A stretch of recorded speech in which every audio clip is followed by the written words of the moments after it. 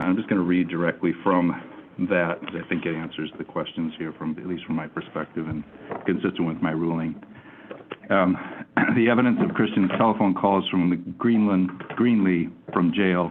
On appeal, Christian argues that the right of confrontation was violated. His right of confrontation was violated when the state introduced the content of Christian's telephone calls to Greenlee from jail. Christian points out that Greenlee did not testify at trial, and thus Christian never had an opportunity to confront Greenlee about the statements he made during these conversations.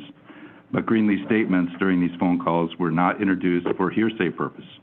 That is, these statements were not introduced for the truth of the matters asserted by Greenlee. Rather, Greenlee's side of these conversations were offered for non-hearsay purpose, for the non-hearsay purpose of providing the context for understanding Christensen's, the defendant's, statements during those conversations. Because the evidence of Greenlee's out-of-court statements was not offered for a non-hearsay purpose, was offered for a non-hearsay purpose, the introduction of that evidence did not implicate Christian's right of confrontation under the Sixth Amendment. As the United States Supreme Court explained in Crawford v. Washington, the Sixth Amendment Confrontation Clause bars evidence is both testimonial and hearsay, but does not bar evidence that is not hearsay. The Confrontation Clause does not bar the use of testimonial statements for purposes other than establishing the truth of the matter asserted. As this court recently noted in Estes v. State, 249 P. 3rd, 313, and this court obviously being the Supreme Court, not me. That's Alaska App Court 211. In the years since the United States Supreme Court issued Crawford, the Federal Circuit Courts of Appeals have repeatedly held that when out-of-court statements are introduced not for the proof of the matters asserted, but for the purpose of providing context necessary for understanding admissible evidence, the admission of those out-of-court statements does not violate the Confrontation Clause. So in terms of the Confrontation Clause, I don't think that's an issue. I'm denying the motion on those grounds. But as far as the 403, I don't know what the individual statements are, so I'd have to take those up individually as to make a determination as to whether or not they may be barred under 403. Okay. So I don't know if we want to walk through those right now. Your Honor, for whatever it's worth, I think I can probably short-circuit this. I don't think I intend to do it in the state's direct examination of Detective Clark. It's something that comes out on cross that makes it worth rebuttal, or certainly if the defendant chooses to testify. Okay. But I don't think I need him in the state's case in chief at this point. All right. And I also neglected to point out that you would have to lay that foundation as to the authenticity of the recordings themselves, but beyond that. Understood. All right. Anything else to take up? Judge, if we could approach on one small issue. Sure.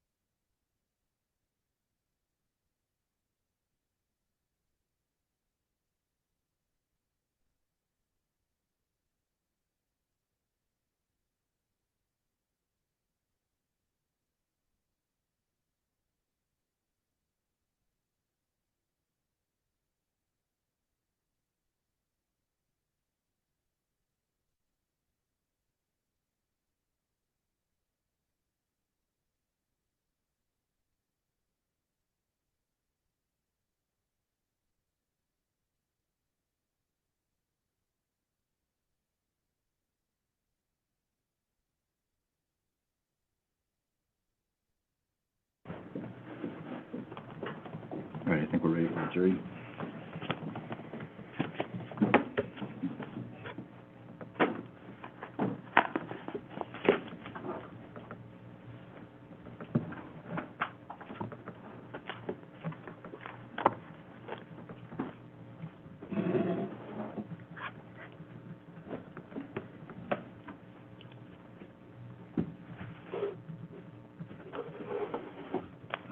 I need to start this.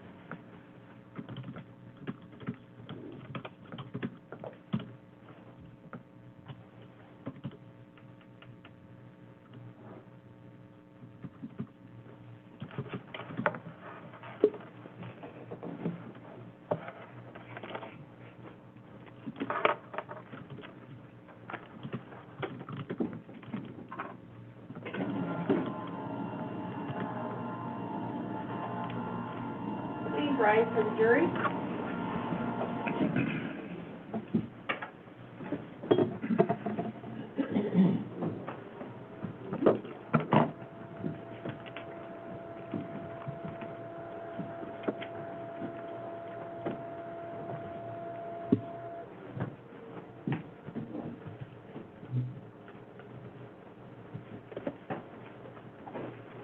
Morning, please be seated.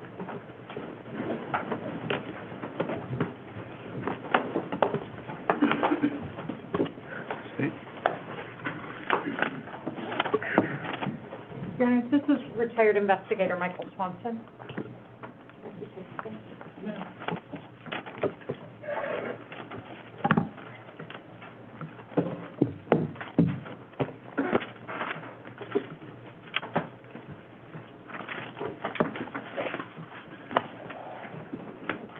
Morning. Before you have a seat, if you please raise your right hand.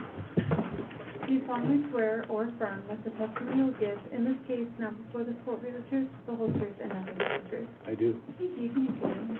Thank you. And if you can please state and spell your first and last name for the record. My name is Michael Swanson, Michaelswanson.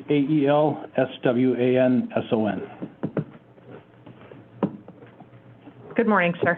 Good morning. Can I have you introduce yourself to the jury and tell them what you did while you were working? My name is Michael Swanson, as you've heard. I worked for the Anchorage Police Department for 18 and a half years doing forensics. My first 12 and a half years there, I was in the crime lab, processing evidence as a crime lab technician and a forensic photographer. The last 6.5 years, I worked for the cybercrime unit in the detective division called cyber crimes, and I did phones, computers, digital forensics. Can you tell the jury a little bit about some of the training you had to do digital forensics? Oh, sure, yeah.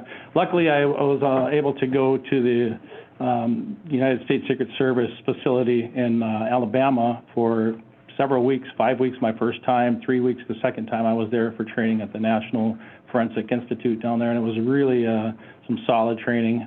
I've probably accumulated over 500 hours in digital forensic training just from the the Secret Service, sorry. I'm 62 now, so I've got Social Security on the mind. Yeah, so then I also attended several other trainings, local with the FBI, and then also out of state for all of the licenses that I had to achieve to run the software that we use for dumping phones or working on computers. Basically, they have a vendor's test that you have to pass to certify that you're capable of running the software. And so I achieved all of those certificates for all the software that I ran for APD. And were you, in your day-to-day job at APD, primarily what were you doing in the cybercrimes unit? Day-to-day phone extractions, computer analysis. I worked on the ICAC team, which is the Internet Crimes Against Children, and so I was on a task force with the troopers and local agencies where we would perform search warrants and seize electronic equipment, and then I would then take those back to the lab and do examinations and look for evidence of the crimes that we were suspected. Okay. And when you say cell phone extractions, how do you go about that process? Well, the cell phone extractions typically start with a detective or officer would have seized a device that's in question and it would be in evidence. I would get a request for service from the detective or officer and I would go pick up the phone. Then we would have protocols to keep our chain of custody alive where we don't do anything to the phones. We actually get a warrant. And then we have software that I use, primarily Gray Key and Celebrite, which does a bit-for-bit copy of the phone. It does a whole image of the phone, so it's not actually changing any of the data. It just records everything that's on the phone at the time that I do the extraction. That extraction is backed up by what we call the hash value. It's a mathematical algorithm, which we can then go back and use this extraction to make a report, because all the data on a phone is computer data and it's ones and zeros at its base level. And so the software that we use actually translates all of those ones and zeros into a readable format. It's called parsing, and it allows us to print out a report that we can actually put all of the different categories that are on the device into a readable, a human readable format. So we can look at call logs, or we can look at photographs, or we can do anything that the phone recorded. It's all listed out in pages for the investigator to go through. And basically, it's a searchable report. So a lot of these reports are 50, 60, 70, 80,000 pages of data. And so this narrows it down, so if we're searching for something particular, we can do a word search, Control F, you can find out dates, phone calls, text messages, whatever you're looking for. It just helps them narrow it down versus wading through the minutia of a big report. And were you given a couple of different devices or pieces of information to process in that way in this case? I was the recipient of a micro SD card that had an extraction that was performed by the Army CID, and then I also received iPhone 14 in this case. And was there a tag number associated with the micro SD card that you received from the Army CID? There was. Okay, and if it would refresh your recollection to look at your report, can you tell the jury that tag number? Your Honor, okay. I'm presuming you don't have it memorized. I recognize the last 4 digits, but I didn't memorize the whole tag number. I stayed at a hotel last night where there was some sort of a marathon above my room last night, and I had zero sleep, so I tried to remember, but it's not working. Sure. Okay, the SanDisk Ultra 256 gigabyte micro SD card was tag number 1281017. Okay, and that was given to you through Lieutenant Cross and the Army CID? That was brought to me, yes. Okay, and what did you do to copy that piece of information? Okay, so like the software that we use for phones, we have a thing called a write blocker. And a write blocker is a read-only. It will not interfere with any of the evidence that we're copying. It basically just transfers all of the data in a read format only, so nothing gets changed. So essentially, it's a one-for-one. It's just a verification to secure the data without manipulating it in any way whatsoever. So I copied that data from the micro SD card through a write blocker, a verified write blocker, onto my workstation, and then I used a program that we call Physical Analyzer, which is part of the Celebrite group, and it allows me to produce a report parsed out, like I spoke earlier, about all the different categories. That's what Physical Analyzer does. It allows us to produce and export a report from the raw data from the phone. Okay. And that raw data came to you in the form of a Celebrite report from Army CID? Correct. Okay. Celebrate extraction. Okay, and I have marked that for identification as State's Exhibit 315. Have you had a chance to review that in its basic form in anticipation of trial? No, I did Or not. did you review the front page and the I content did, of yeah. in my office? Yes. Okay, does 315 appear to be what you extracted from the micro SD card? 350, yes. Okay. I'd move at this point for the admission demonstratively of 315. Judge, given this is over 40,000 pages, it is not the state's intent to submit that whole thing to the jury, but we'll submit it in parts, but I'm having this detective authenticate the report in its entirety. So I'd move for the admission for demonstrative purposes of 315. Any objections? No objection. It's admitted. And if I may publish at least the front page, I'm gonna, I thought this was up and running.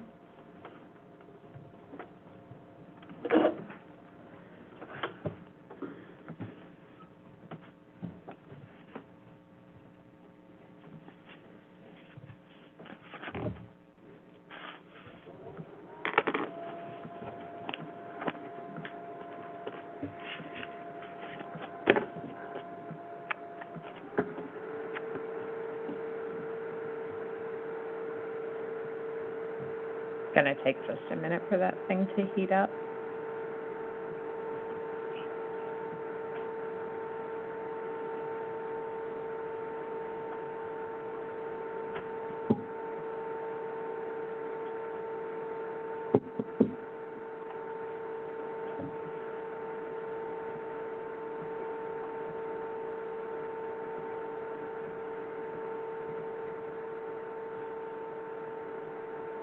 Hey, Kaylee? How'd you make this display there? I know it's in the display setting.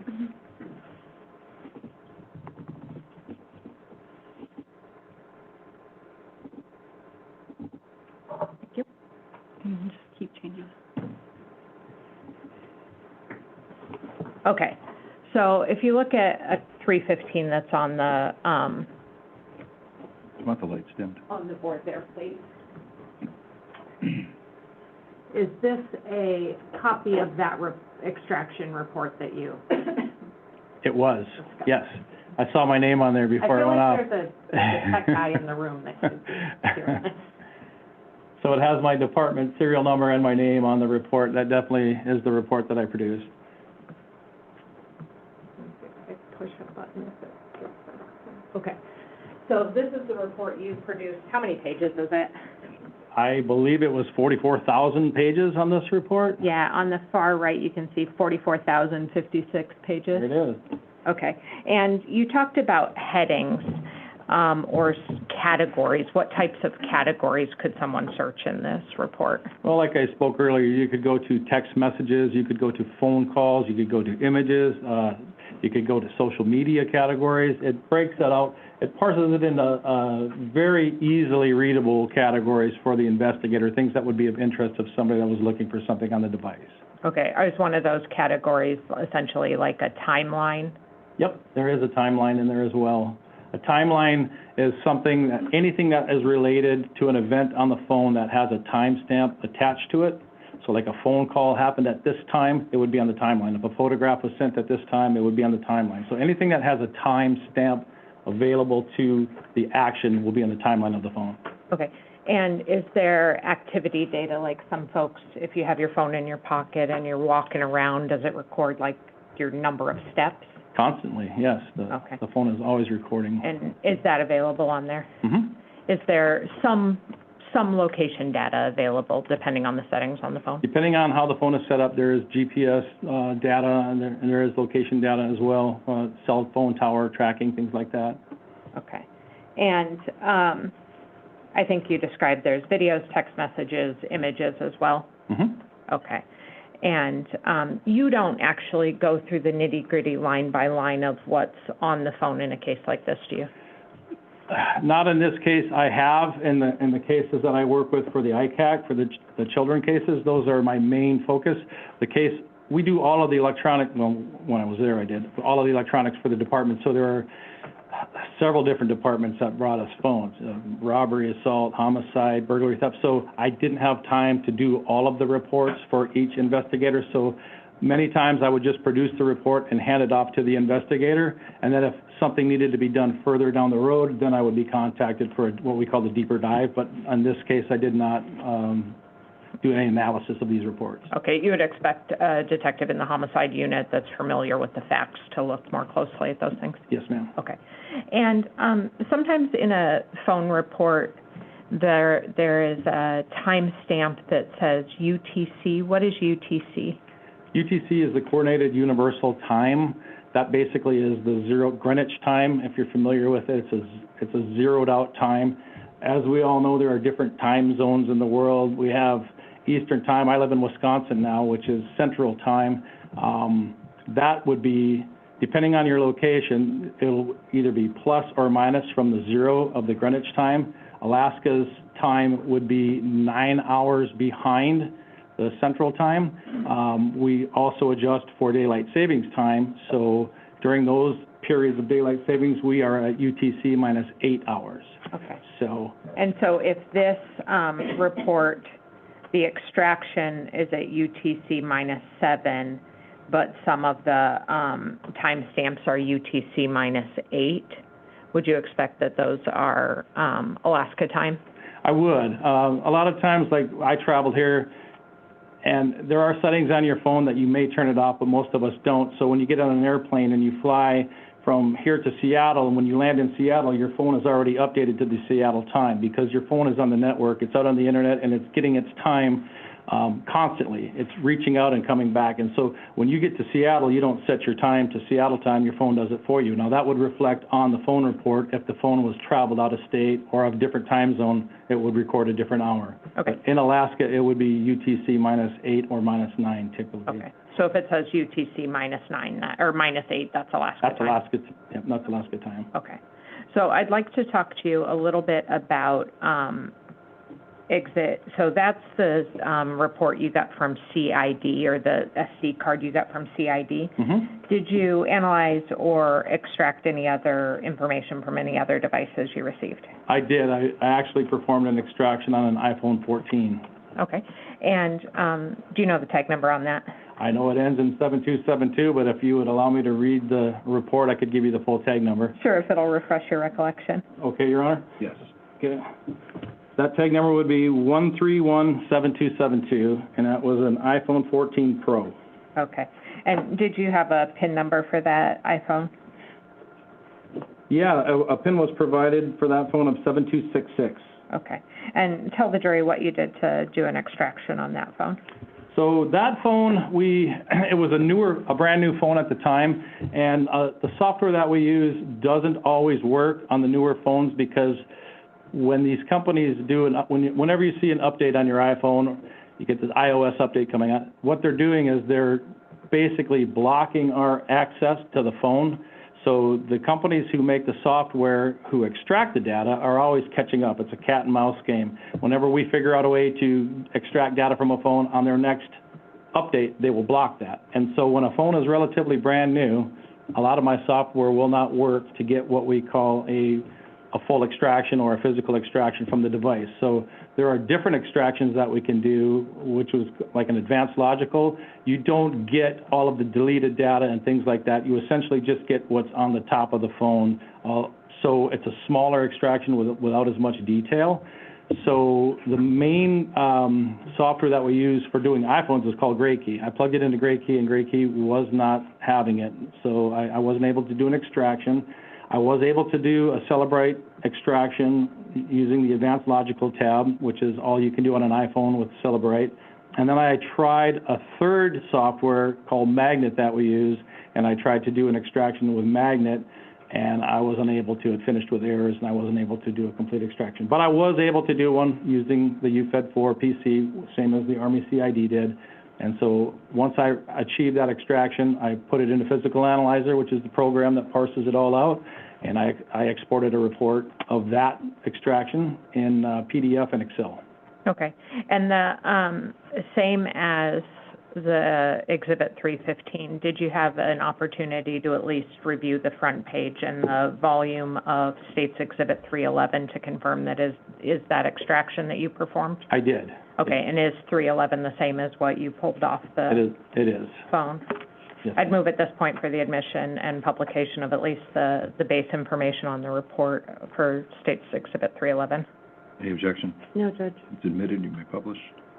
Okay, and you said this was an Apple iPhone Pro, iPhone 14 Pro. 14 Pro. Mm-hmm. Is 311 the front page of the report Yes. up there that you pulled? How do you know that you did that? Well, you can see the tag number right there, which we just spoke earlier with the Apple iPhone 14 Pro, and then above it is my name and my department serial number, and then the date that I performed it. And I'm And, having a hard time following what you're pointing at. Do you want to hit that? You can pick Okay. things out. Maybe Thank it's you, just that poor eyesight. well, I hear you.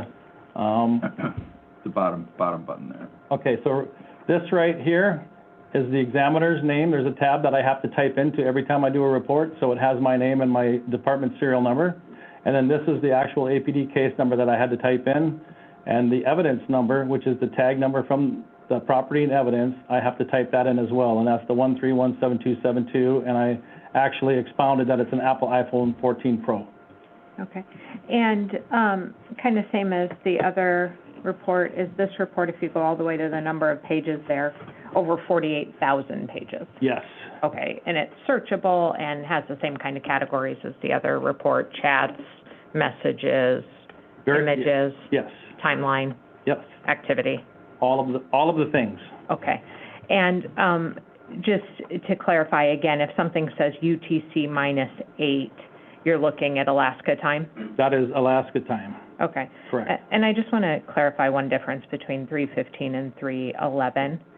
So at the extraction time, you have, for 315, you have UTC -7. Do you know why that might be? Because I didn't do that extraction, I can't answer that phone. That is the Army CID extraction. Understood. You extracted from their extraction. I basically opened up their extraction with the physical analyzer and just created the report using their extraction. Okay. So the device that I did will have the proper time of my extraction on it. Okay.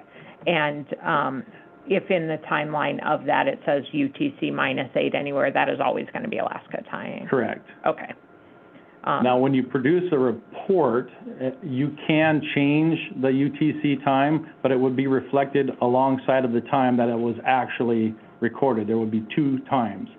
So that's why I know on my reports, I know it was done in Alaska on Alaska time because it's all UTC -8. Okay. So, But say on Exhibit 315, if you went down to a text message or something that said UTC -8, that would be the accurate Alaska time? 100%. Okay, even though it was extracted in a UTC -7 Mhm. area? Mm-hmm. Okay, is that a yes? Yes. Okay. Yes. Sorry.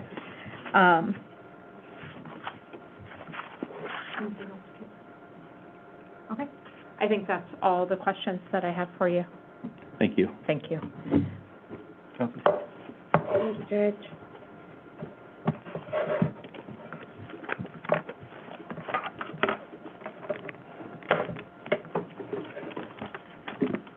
Good morning, Detective, or Office Detective. So technician, actually, I was going to make that correct earlier, and I forgot. I am not a police officer. I am a technician, a cybercrimes technician. Cybercrime Technician. Yes, ma'am. Thank you, sir. I just have a few follow-up questions. My name is Lacey Jane Brewster. I'm Mr. Hildabrand's attorney. Okay. I just want to start with a question about some of the data as it relates to GPS, and I think you testified earlier, steps traveled. Is that correct? I was asked if a phone records data like how many steps were taken, and I said yes. Okay. And so, are you aware if the Cellbrite report captures information such as distance traveled?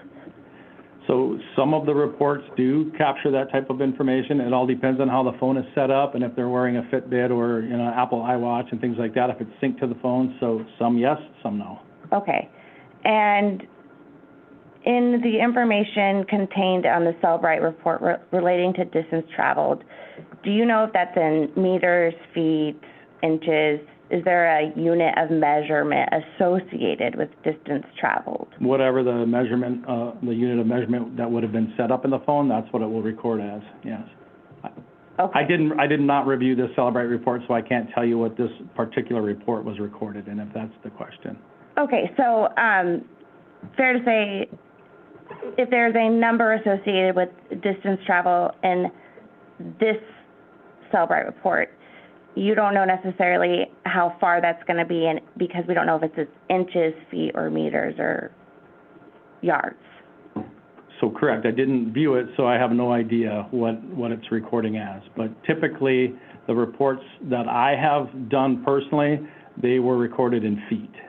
Typically feet. On the ones that I have performed on. But again, it all depends on how the user sets up the device. Okay. And where would that information be contained in the Cellbrite report? There is app activity, I believe. There's trackers for app activity, and so if somebody had a health app on their phone, it could be found in there. Okay, thank you. Mm-hmm. And I did have a follow-up question about the UTC issue.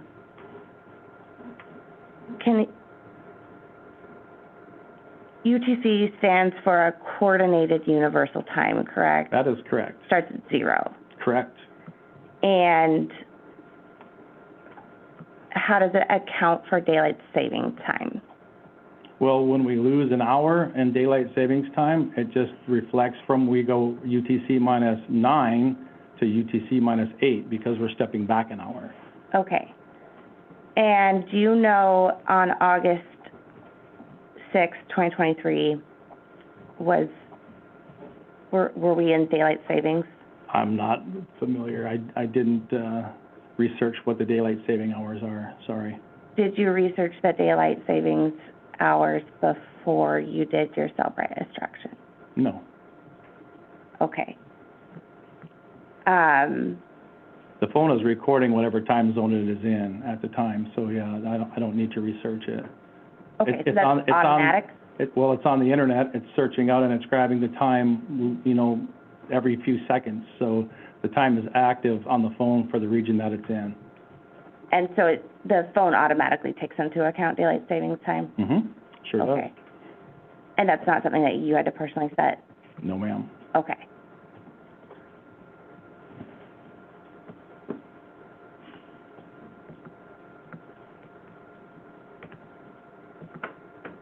Thank you, sir. I don't have any follow-up questions. Okay. Steve? No, thank you, Judge. All right, thank you, sir. Thank you, Your Honor. Would you like your pointer back? You can just leave it there. Okay.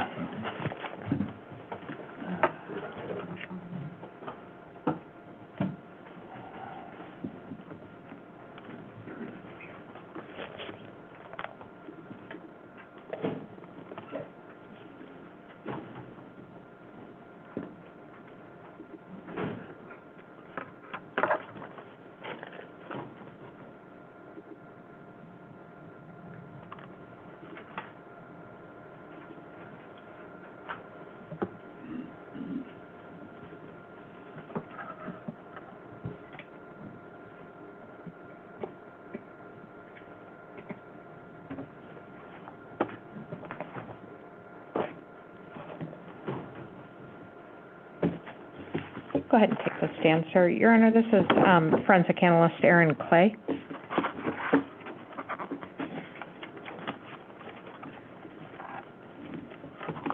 Good morning, Mr. Clay. Please remain standing and raise your right hand. Do you solemnly swear or affirm that the testimony you will give in this case now before the court be the truth, the whole truth, and nothing but the truth? Yes, Thank you. And if you can please state and spell your first and last name for the record? My name is Aaron Clay, Aaronclay. Okay. And Mr. Clay, can I have you introduce yourself and tell the jury what you do for a living? Yes, my name is Aaron Clay. I work for the Anchorage Police Department. I'm a forensic scientist. A forensic scientist is someone who applies scientific principles to the field of criminalistics. Specifically, I work doing latent print processing and latent print examination.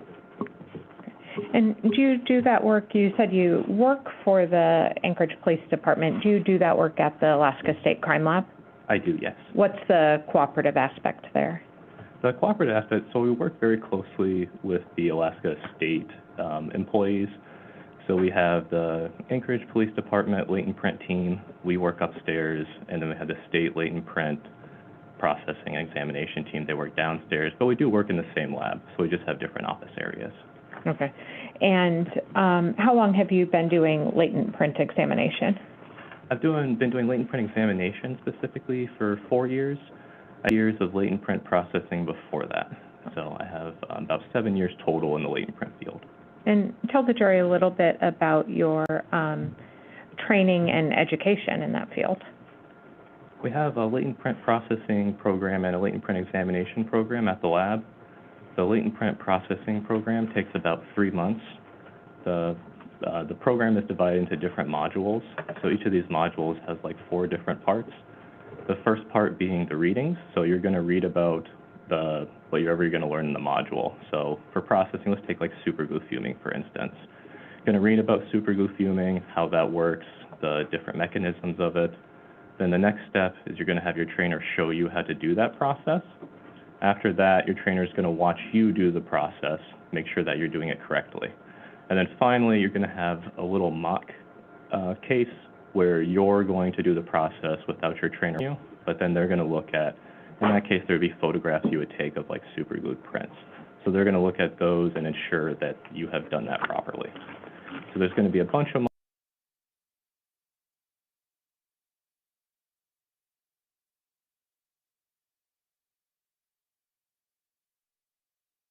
modules. In the processing ones pertaining all to processing, so how to actually process evidence for latent prints as well as photography. In the examination part, it's going to be more towards examining those prints, so analyzing, comparing, and then making decisions, so evaluation. And after you finish all of those modules, you're going to get towards the end of the program, and you're going to have mock cases. These mock cases are going to be a culmination of everything that you learned throughout the program. So it's going to touch on each part of that. Then we have a mock court. That mock court is going to take one of those mock cases, and it'll be similar to this. We'll do a testimony, but it would, again, just be on a mock case, not a real one. Before you're actually signed off on the processing and the examination, you're going to have to take a competency test. So I've completed both these training programs. The processing takes about 3 months to do, and the examination takes about 9 months. So a little bit over a year total. And also, you do observed casework during this time. So while I'm completing this, I'm watching other qualified analysts in the processing do their processing of real evidence so I can see how they're actually doing it. And then in the examination, I'm watching them analyzing, comparing, and then making decisions on identification or exclusion for those prints. Okay. And prior to even joining the crime lab, do you have any relevant degrees? Yes, I have a natural science degree from the University of Alaska Anchorage. That's a bachelor's degree. Okay.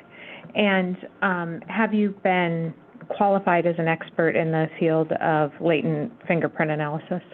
Yes, I have. Here in Alaska? Yes, I have. Okay.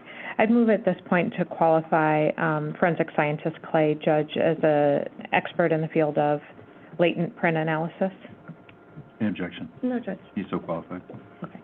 And can I have you start by telling the jury, well, first of all, you talked about your training and the ability to, like, observe other people. Is every report that you, or frankly, any analyst doing prints at the crime lab, any report that you issue reviewed by somebody else?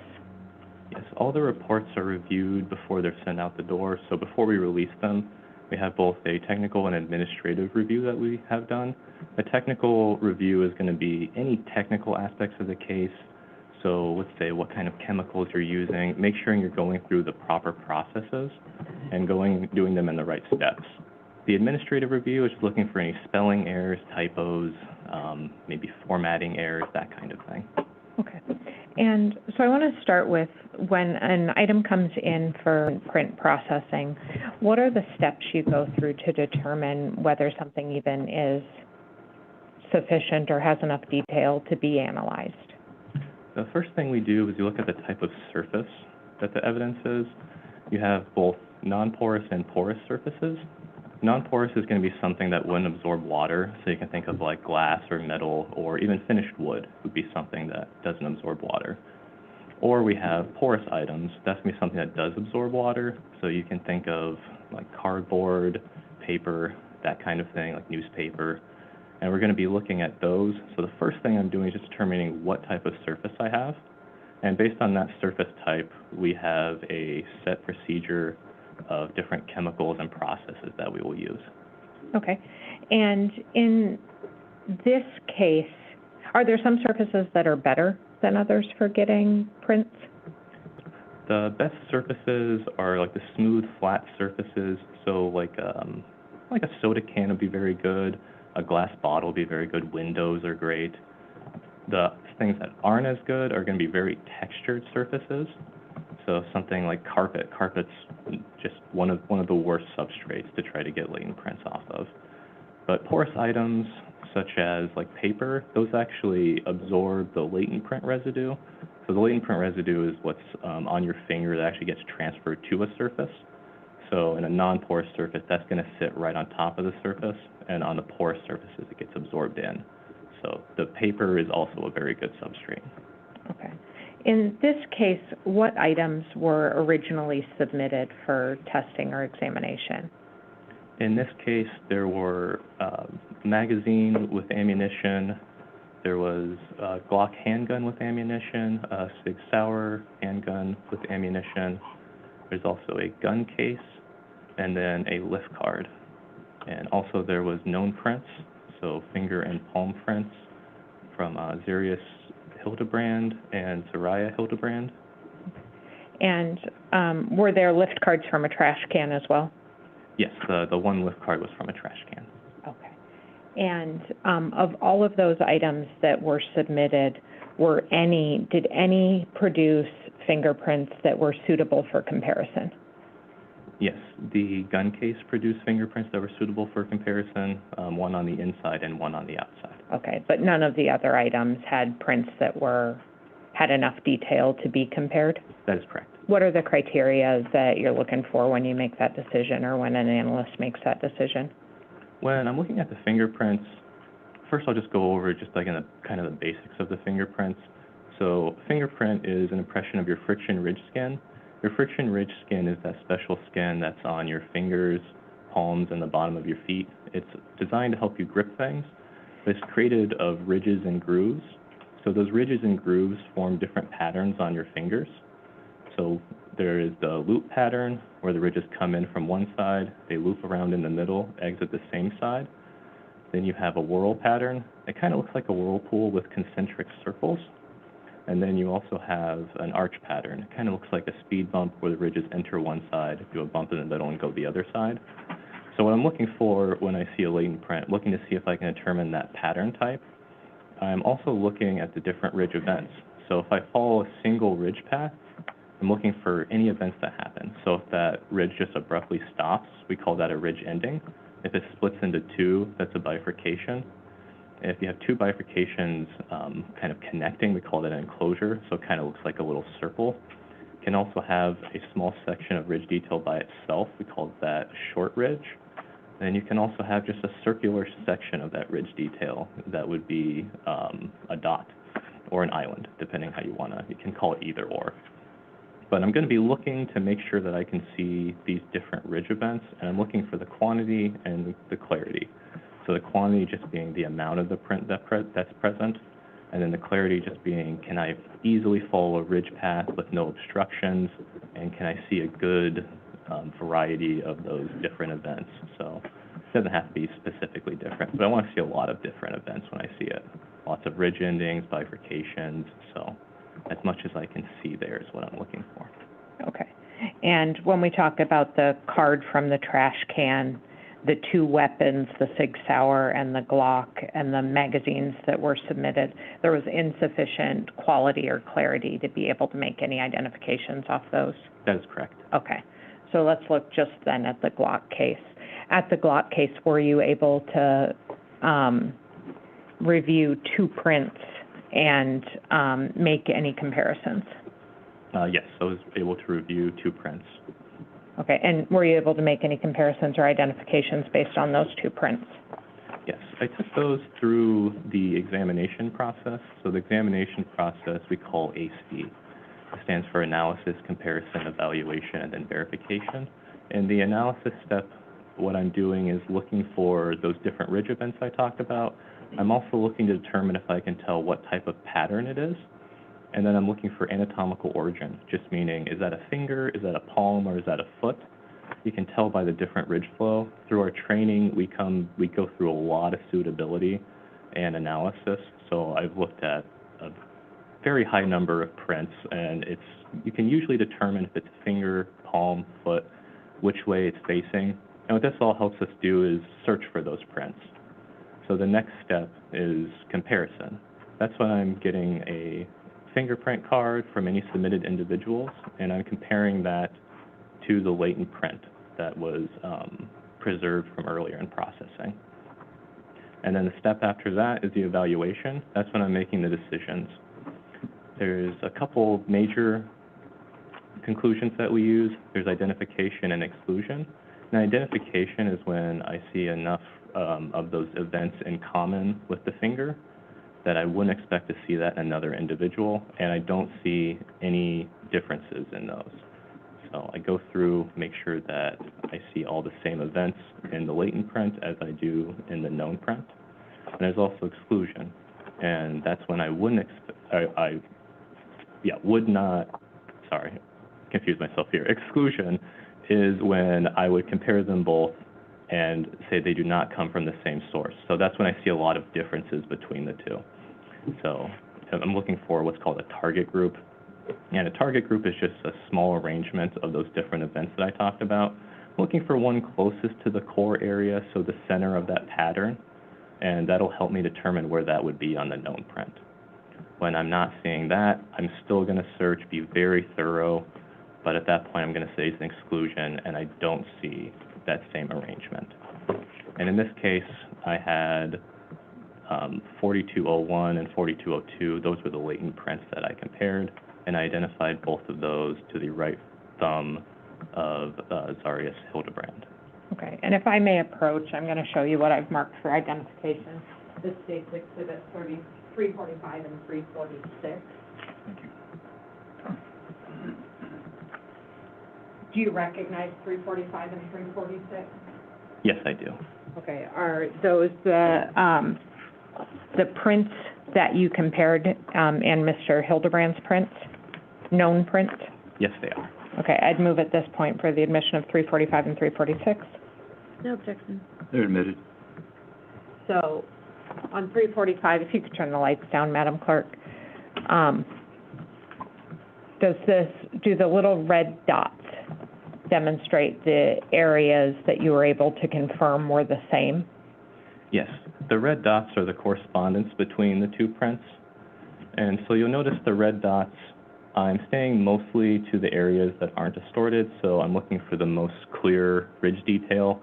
It does not look as clear on the projector as it does on like my sheet of paper here, but it is fairly close. And so as you can see, those line up. You can see that that's a whorl pattern that I talked about. So you can see those concentric circles. And that very distorted part, like on the left there, since it's so distorted, I'm not confident that that's recorded correctly, so I'm just going to stay out of that area when I'm doing my comparison. Okay. And then 346? 346? Yes. And on this one, it's very clear ridge detail, but it's not as large of an area as you can see. You see kind of the distorted area over to the right. To me, that looks like it's probably the core area. I couldn't determine what pattern it was originally, but looking at it, it does have the same look as a whorl. and you can see a bunch of those bifurcations where the ridge is split. It's a pretty unique features here. So you have that little enclosure, and then you have like 4 bifurcations in a row. And, sir, there is a small laser pointer up there by you, if you wanted to use it to show the jury what you're talking about. This one here? Oh, okay. So this will make it a little bit easier. So if you see right here, so that would be the enclosure. You can see it's like a little loop. And then you see 1, 2, 3, 4. You see those 4 bifurcations there. And then you even see this little short ridge. There's a ridge ending there. So as you can see all those different events. Sorry, I didn't realize I had a laser pointer before. It does make it easier. Yeah. But as you can see, there's all those different events. And when I find sufficient events like that, I come to the conclusion of identification. Okay, and so you were able to identify the 2 prints lifted from the Glock gun case to be the same as the right thumb of Zarrius Hildabrand? That's correct. Okay. And every other piece of information or every other item submitted by the police did not have sufficient information to make an identification? That is correct. Okay. I want to talk just a little bit about the things that might impact the ability to pull a print off of something. Does the environment impact it? Yes, the environment can play a factor. If it's, say it's like a very rainy day, everything's very wet, you're less likely to be able to transfer that latent print residue from your finger onto a surface. Also, if it's very hot, so if your hands are very dry, you're not going to have very much residue, and that can also affect you transferring that print to a surface. Does the person's individual, skin characteristics matter? Yeah, the skin quality can. The biggest factor with that is actually how much residue you produce. Some people don't produce very much of the latent print residue, so they don't have very much to transfer. And then some people produce quite a bit, so they're more likely to leave latent prints. Okay, and then the type of contact that's being made, if it's passing or pushing versus like a straight down, does that matter? Exactly. If you're touching stuff in movement while you're touching something, there's going to be more distortion when you touch it. And then it just depends also how you touch it. If it's just a very light touch, you may not actually transfer much of that latent print residue, as opposed to if it's a nice solid touch on it. Okay, and then finally, the type of surface that the print is going on. You talked about porous versus non-porous. Are some surfaces just better and more likely to accept prints, I guess is the word I'll use, but have prints on them? Yes, that's correct. So anything smooth like we talked about, that's great. Paper is good because it soaks in that latent print residue. And then something very textured is going to be less likely. So it could even be, like the grip of a gun would be a good example. That's typically very textured, and then you're less likely to leave a latent print there. Okay. Is it fairly infrequent that the crime lab's able to get prints off the grip of a gun? Yes, it's very infrequent. Okay.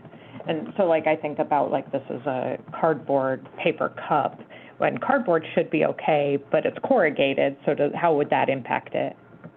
Yeah, if there's any ridges or anything on there, that's going to affect the continuity of the ridge flow, so you're going to have a lot of little breaks in it like that. But cardboard's fine.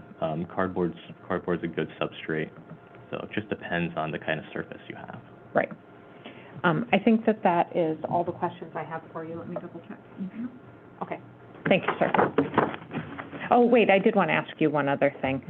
Do you work with another analyst named Melanie Wright? Yes, I do. Okay. And is Melanie Wright out on some family leave right now? She is, yeah. Okay. Were you asked to essentially redo and review her work? I was, yes. Okay. So I redid the latent print examination phase of her work. Okay. And even though you were asked to redo that for the purpose of this trial, did it still undergo all the same processes that you talked about at the lab as far as somebody else reviewing your work and generating a report? Yes, that's correct. Okay. Thank you for stepping in, sir.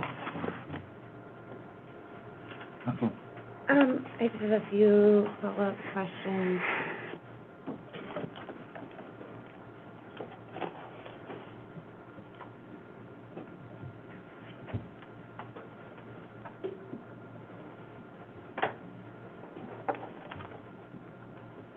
Good morning, Mr. Clay. My name is Lacey Jane Brewster. I'm Mr. Hildabrand's attorney. I just have some follow-up questions with you.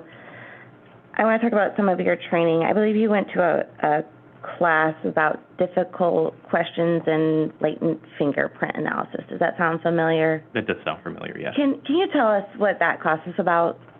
Like, what did you learn in it? What are the difficult questions? I don't remember any specific difficult questions, but it was just difficult questions that can be asked during court and then how to best prepare for them. So some of those might be stuff like brushing up on some training before you came in, or looking at maybe some anatomical training before you come in. Typically, we don't review that super often. We do review it probably once a year. We'll have different classes and they go over it. So you've taken classes in preparing on how to testify. Is that fair to say? Yeah, I'd say it's classes just to ensure that we're doing our best to testify, best to explain to the jury what we did. And some of that training you learned, for example, to look at the jury when you speak to them. That's correct, yes. And just to follow up on the fingerprint analysis that you did in this case, when did you do it? I did the analysis yesterday. And just to be, have you been watching anything about this case through the course of the trial? I haven't, no. Okay. And you specifically tested the Sig Sauer in this case, correct? So I did not. Melanie did all the processing of the items. The only thing I did was the examination of those two latent prints we talked about from the gun case. Okay. And the gun case that you tested was the Glock gun case, correct? Yes, the gun case Melanie processed was the Glock gun case. And you also did the testing on that as well? Not actually on the gun case, on the latent prints from the gun case, though, yes. Okay. And fair to say there can be lots of reasons why someone can touch something and you would not be able to identify a fingerprint on the object after the fact. That's correct, yes. And the mere fact that if you cannot identify a latent fingerprint like that on an object does not mean that someone never touched it, fair to say? That's correct, yes. And if I recall correctly, one of the most difficult places for you to test for latent fingerprints would be the grip of a gun, correct? That is correct. That texture surface is not good for latent prints. And how about the trigger of a gun? The trigger of the gun would just depend on the texture of the trigger. Some of them are very smooth, but it is a small area. So it being a small area, a lot of the times there wouldn't be enough area for sufficient rich detail to be deposited. Okay. So it's grip of a gun, very difficult, correct? That's correct, yes. And the trigger of a gun, a lot of times there isn't enough detail to test for a latent fingerprint, correct? I would say that's correct, yes. Okay. And so, fair to say it's not shocking that the rest of the analysis that was done in this case did not reveal a latent fingerprint like the one we see on the screen. I would say that's fair. Thank you. Any rejoin? No, thank you, Judge. Right. Thank you, sir. All right, Please thank you. sit down. Counsel, you approach.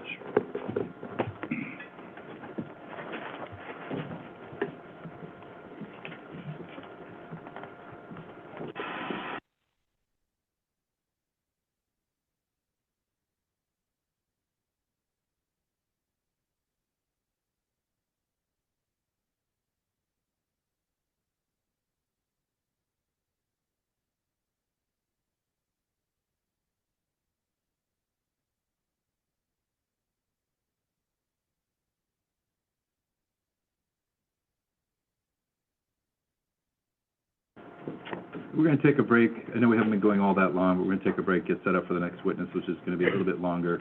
I'll take about 15 minutes here. We'll have you back about 9:45, 9:47. All right, please don't discuss the case. We'll see you back in a few minutes.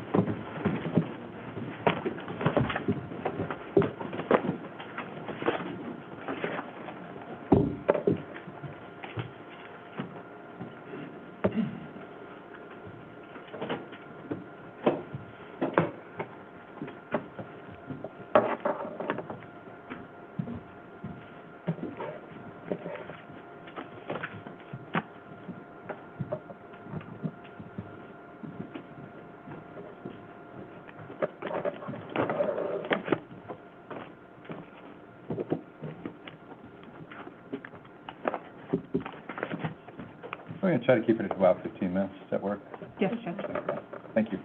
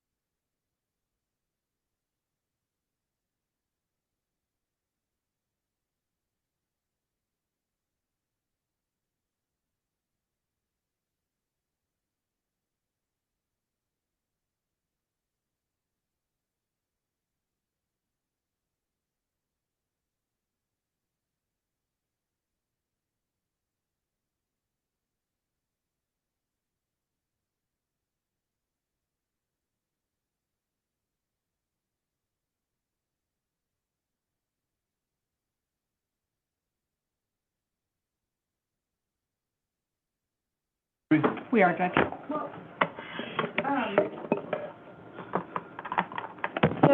I anticipate the next witness, is Detective Paterno.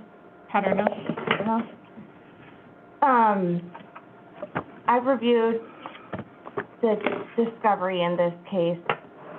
I don't know exactly what exhibits the state intends to admit through this witness. There's items in discovery that I would object to the state admitting that this witness is collected, but since I don't know exactly what they intend to admit at this moment, I don't know that I need to make an objection. To be clear, if Ms. Brewster had raised this, I would have handed her the pile of courtesy copies I had, and I'm happy to do so now.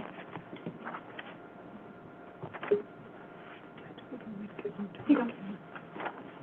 And Judge, may I approach? I also have courtesy copies for your honor. Please.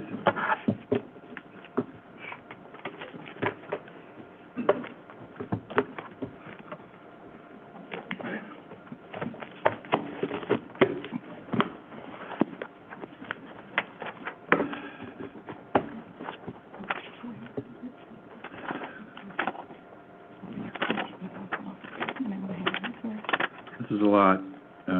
Ms. Brewster, you've been provided all of these previously. Yes.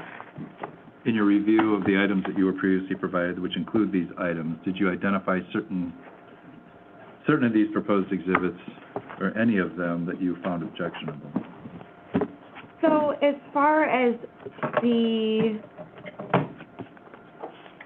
and I'm just looking, there was, And if I may, not to cut off Ms. Brewster, there was two I already did partially redact. I'm happy to highlight them for her, into the Cellbrite if we want to go there first.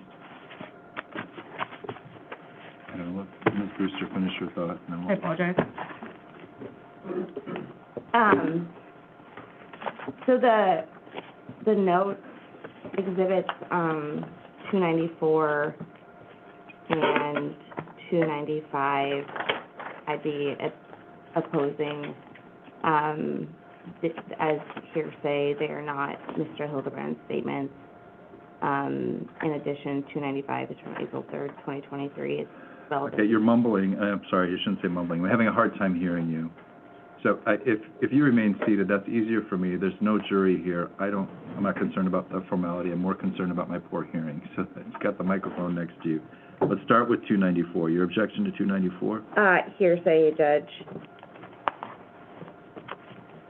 And unless they can authenticate it to have occurred after August 6th, 2:47, at 2:47 a.m.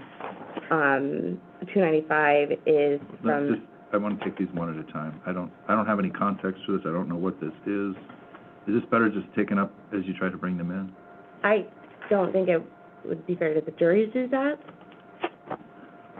This is the kind of thing that I have hammered over and over again in this trial. Let's do this ahead of time. Let's not wait until things are being introduced to have these conversations. But here we are again.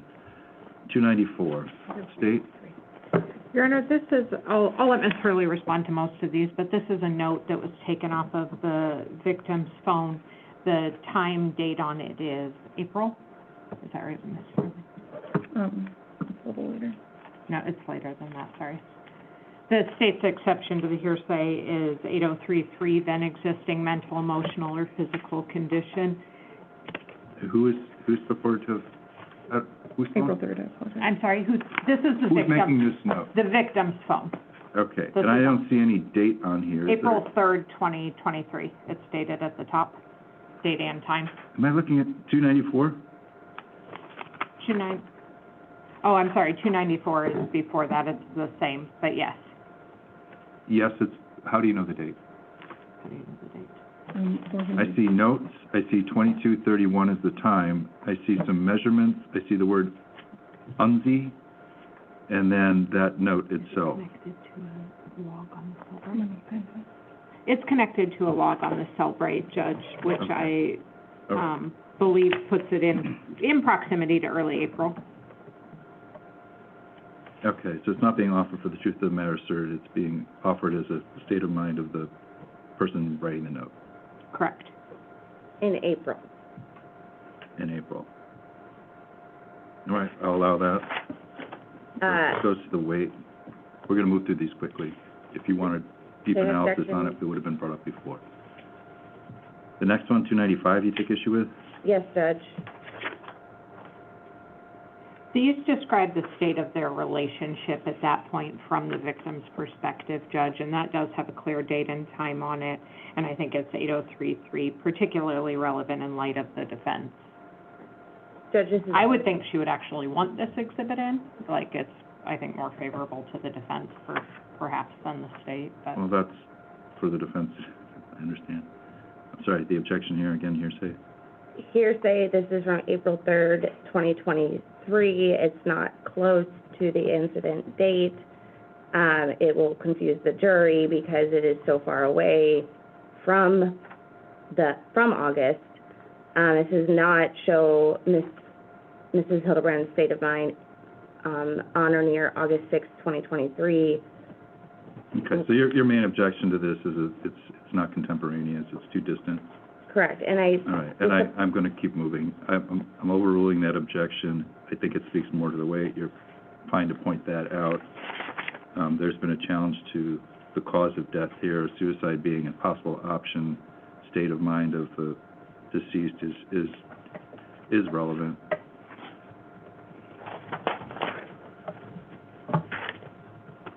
Any others?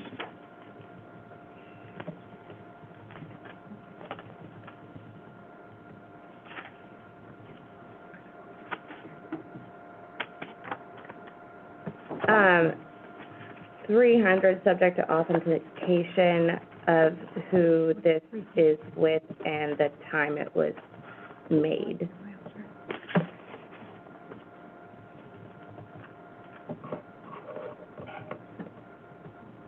Can you speak to 300? Yes, Your Honor, it's actually one of the same photos that is later found in the Albright report of what Ms. Hildabrand took a photo of that day. Zarrius found that in the screenshot time, you can see it at 2:12. It was put on her phone, I believe, at 2:14. And this is a different photo because this is what Detective Paternos found when she was going through Zarrius' phone, and specifically found this in the trash folder on Zarrius' phone. Right, so this is a screenshot that Zarrius is alleged to have taken with his phone and then sent to her phone? Yes, Your Honor. And this is a screenshot of his phone or her phone? This is a photo of Zarrius' phone with the screenshot. So Detective Paternos was physically able to go through Zarrius' phone and then later was able to review the cell phone dump. Okay. I'm sorry, the objection. The objection is that this is a screenshot of a conversation documented as Instagram user. Okay, that's The not an hearsay. objection. I Hearsay. don't understand the objection. Hearsay. Okay, it's overruled. It's not being offered for the proof of the matters asserted here, as I understand it. For the record, for the reasons articulated in our motion to eliminate relating to the Snapchats, we're objecting to 301 presently. Again, the court's already ruled on the issue, but we're objecting again for the record. Okay, and your objections noted on the record and will be there for appellate purposes if we get to that point, but I've already made my decision on that. It's overruled. The same as with 302, we're objecting for the record for the reasons And articulated in our 303. motion to eliminate. 303, 304, 305, 306, 307, 8, 308, 309, 310. Those were all subject to the motion to eliminate that had previously been filed. We're renewing our objection. okay. Anything else? And as you've noted, I've already made my ruling on that, but your objection is on the record. We object to 321 as hearsay. We object to 322 as hearsay. We object to... Well, I don't, again, we have to go through these a little slower because I don't know what these are. 321? Yes, Judge, this is the same photo, but this is actually the one taken from the Cellbrite. So the previous photo that was objected to for the exact same reason. Okay, that's allowed for the same ruling. Thank you. And then 322,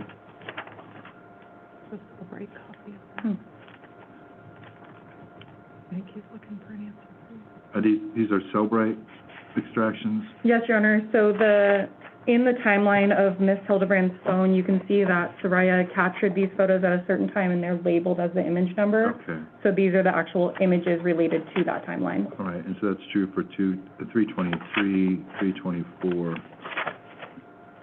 325. So we're going through a series again of where he's alleged to have been communicating with another female, right? Yes, Your Honor. And that those were all captured around 2:20-something in the morning? Yes, Your Honor. Okay, and those go up through 334. 334. The objection is noted. My ruling stands. 335? Any objection to 335?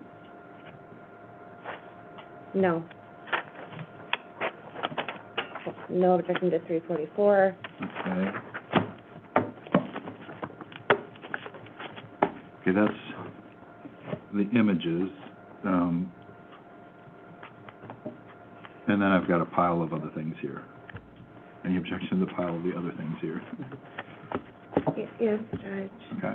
And Judge, the Cellbrite report is in both phones. Between both phones, there's almost 100,000 pages of Cellbrite reports. So trying to articulate what we'd object to beforehand was a little... Difficult, and so they're being handed these for the first time right now, knowing exactly which of those hundreds and thousands are being planned, they plan to introduce. I'm not pointing fingers, Judge. I'm just letting the court know that I'm not trying to point fingers. I'm just saying that's the reason why we're bringing this up now, is because there is so much. I understand that. So, so starting with Bates page 28351. That's Exhibit 312. And if you read I don't the have exhibit numbers on mine, and but I do have a Bates number 28351. It's Exhibit 312, Your Honor. Okay.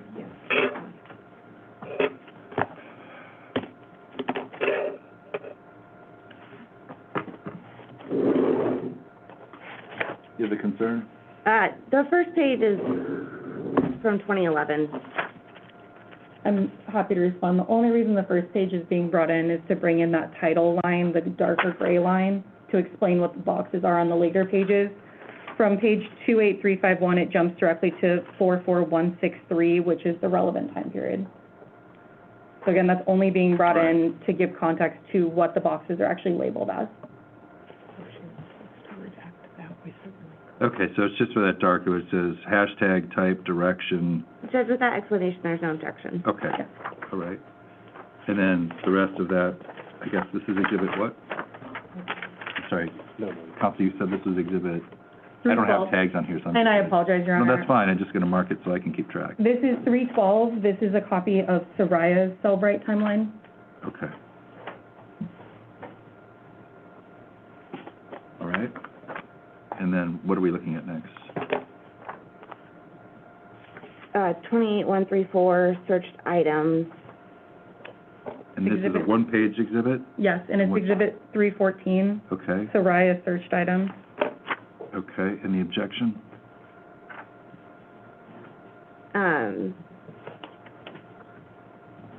How to get the most points at Dave and Buster's? College registration deadline?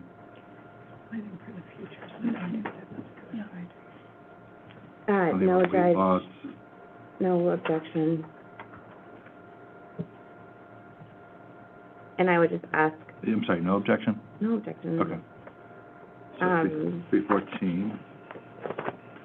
I'm sorry, I interrupted you, just ask. I would just, Bates page 5396, is this from Mr. or Mrs. or Mrs. Hildabrand? Exhibit 313, this is Soraya's call log. Okay. And that starts with Bates 5396? Yes, Your Honor. Okay. Any objection? No, Judge. Okay. And then date 5, I'm guessing, is from which phone? Soraya's activity log, it's going to be Exhibit 340, and I apologize for the bit of a jump on that. Or I apologize, let me double check that.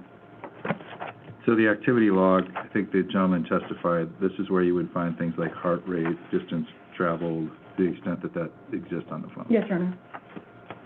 And this one's from Ms. Hildabrand's phone, Soraya's phone.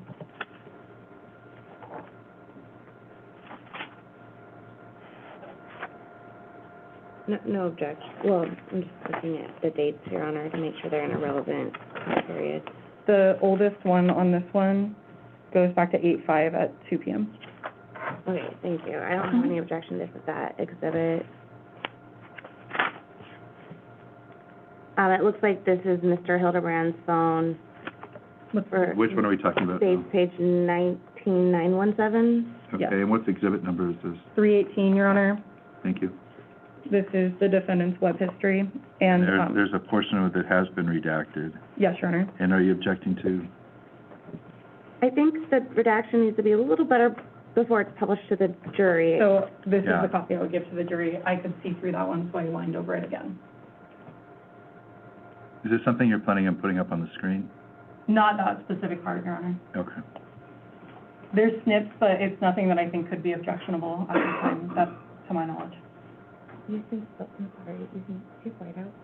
I don't have whiteout. We can Well, we can discuss figure out a way to the make sure that redaction that's not, it's not an uncommon problem Yeah. when we try to bust it, but we'll make sure that that's, I'm leaving it up to the parties to make sure that that redacted section does not go back to the jury in any way, if they can hold it up to the light and try to read it. later. Understood.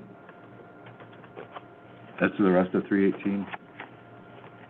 And just for the record, the reason it was redacted is Mr. Hildebrand was searching J. Bear Jag, apparently looking for an attorney. So I did redact that on my own accord. Okay.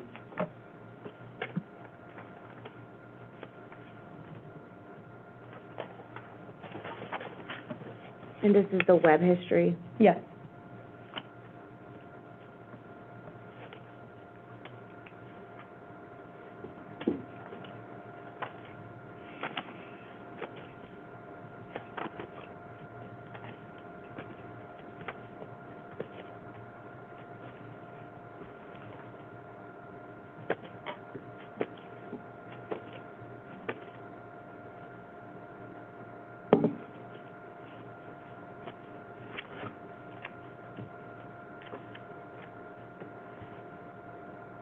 No objection.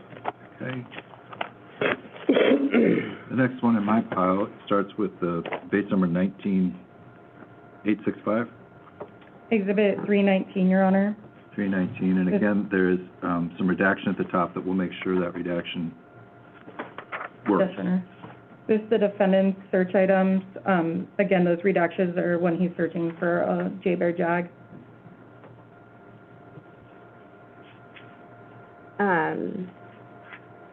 No objection. Okay. Next one I have is 18141. And which exhibit number is this? 342, Your Honor. That's the defendant's location data.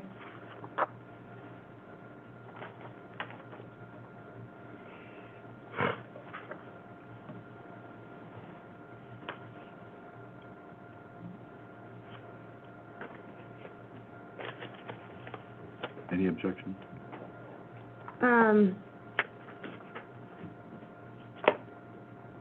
No. Okay.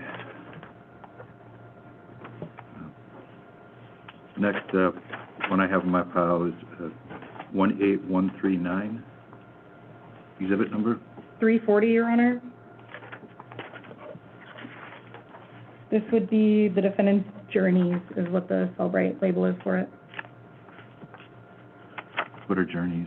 Journeys, I believe it's when he actually maps a route, is my understanding, based on the waypoint section from point to point.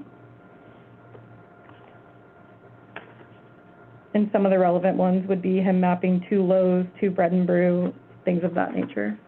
So this is something that he actively sought directions to, or just noted where he had gone?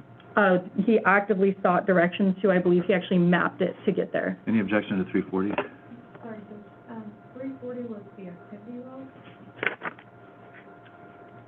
I apologize, this would be 341, I had a typo on there. Okay, 341. Please have a new.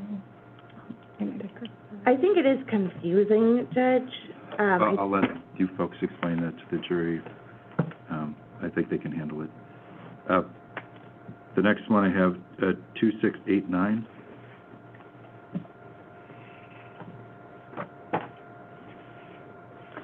Exhibit number 317, Your Honor. This is the defendant's Cellbrite call log.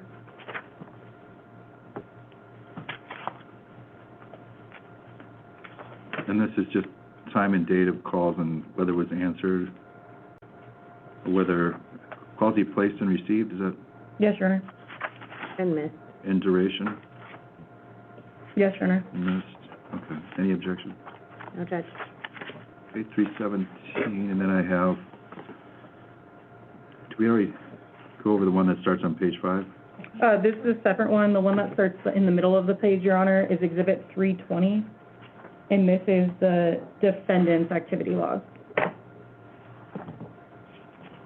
I would note it's similar to a previous issue of the first page is only being brought in for that title to explain what the boxes are, and then it immediately jumps to page 1,135.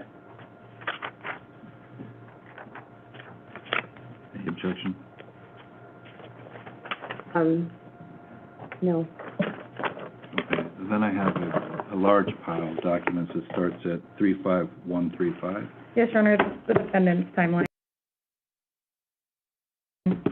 That's Exhibit 316. I'm sorry, you called it what?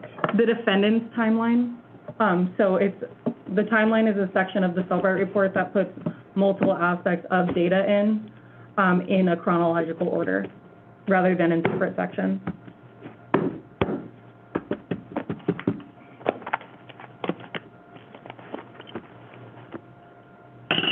And this one likely will need redactions, but again, it's not going back to the jury, nothing that I think would be objectionable, not going back to the jury today until we discuss redactions. Nothing being put up on the screen I don't think would be objectionable. It's nothing to do with him. In this, it has some of the searches. Well, with all respect to your, Yeah. it's not how it usually works. You let them know ahead, they can make a decision as to whether it's objectionable or not. And I apologize, I was gonna clarify, anything of him talking about an attorney, those searches are also in the timeline, as well as him talking to Toby Howery. They're texting about him going to get a J-Bear attorney. So those will be redacted Yes, prior to anything being provided to the jury. That has not been done yet. You don't Yes, sir. intend to show any of those pages that would include, are there certain pages you do intend to show today? yes, Your Honor, I'm happy to put up the snips from the timeline I intend to show. It's not even full pages, it's just certain boxes. Okay, can you identify which of the date stamps those would be? Yes, not a problem. I can provide the box number if that would be easier, or I can project it. We don't need to project it right now. Do you Understood. need it projected? You've got the file here, okay.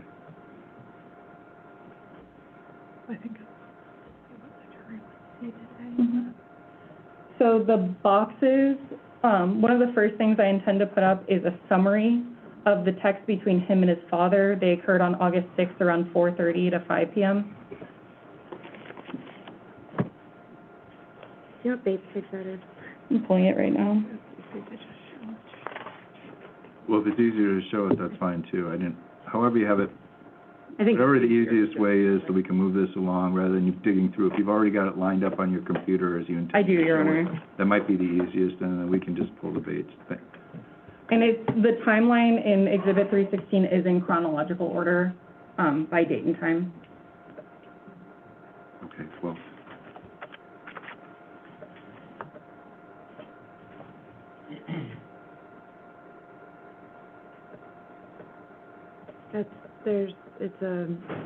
That's not it. This is a summary slide, that will be projected, but it will be outlined with the box numbers, and that's what I was about to highlight. Okay. And so you say it starts at 8/6? 8/6 around 4:30 p.m., Your Honor, is when his father texts him.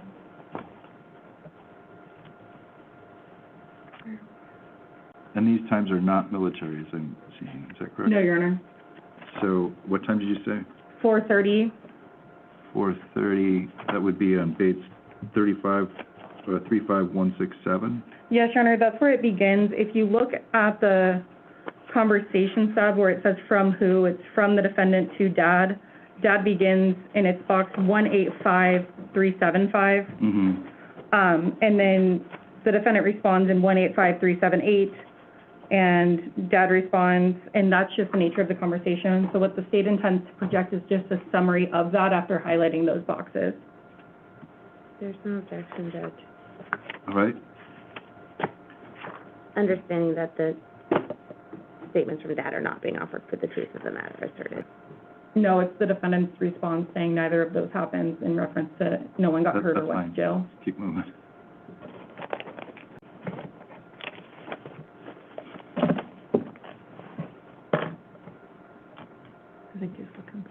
I apologize. And then the next one, the state intends to present is just an entire summary. It will be zoomed in for the jury. What's the dates? 8/7, beginning at 12:20 a.m., so just past midnight. What's the Bates number? Do you have that, or do For the box. I can keep scrolling? The box number is 185482.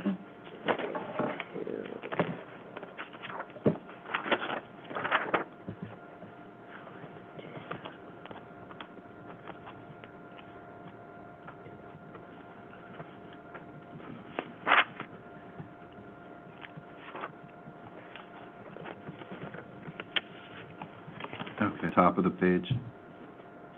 185482 is the first box number, and you're planning on projecting down to 185511? 185499, Your Honor. What's that? 185499. And it's just to show his online shopping. Any objection?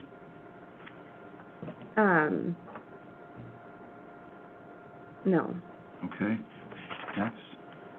Next slide begins at box number 185529.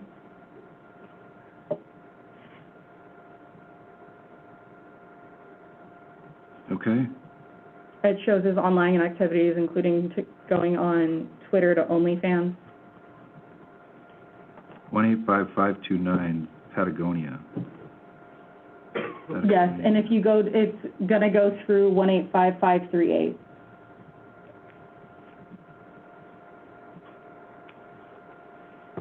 Okay.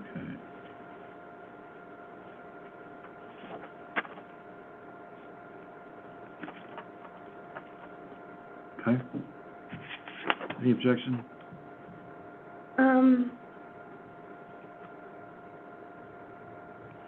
I mean, as long as they can establish what a cookie is. Okay. So no, as long as the foundation is laid for what a cookie is. Do you want to, are you laying a foundation for what a cookie is? The state wasn't intending to, Your Honor. I think it's very clear that it says the creation time and when he accessed these sites, as, based on my going through his phone, he goes on social media sites, goes to profiles, link trees, and then goes to their sexual website. And this is all the night of, or the morning of? This is the next night, or the following night on August 7th in the morning. All right. And it goes to his state of mind, as the assertion is that he was scared. Okay. Judge, my concern is that my understanding of cookies are that they are things that are constantly running in your background. I object for this being, for a cookie being used to show that this was active searching. I don't think that's what a cookie is, but I am not an expert in technology. Okay. So Your personal belief as to what a cookie is doesn't necessarily mean that that's the case, correct? But it, So the state needs to satisfy your understanding of what a cookie is? I think the state needs to satisfy the jury's understanding of what a cookie is. All right. State, do you have anybody that can speak to what a cookie is for a basic explanation? Your Honor, we would have asked that likely to Investigator Swanson or Technician Swanson. I can talk to my witness. That wasn't something I was intending to do, as I think that goes to argument, as it seems very clear from the timeline up on the screen that it was the creation time and then when it was actually accessed is included. And it's because he goes to the link trees and then to the... And I think it actually walks it through, as I explained, as he on multiple occasions will go on social media, likely find a profile. If you have an argument that this was somehow generated by the phone itself and not by any action that he took, you can make that argument.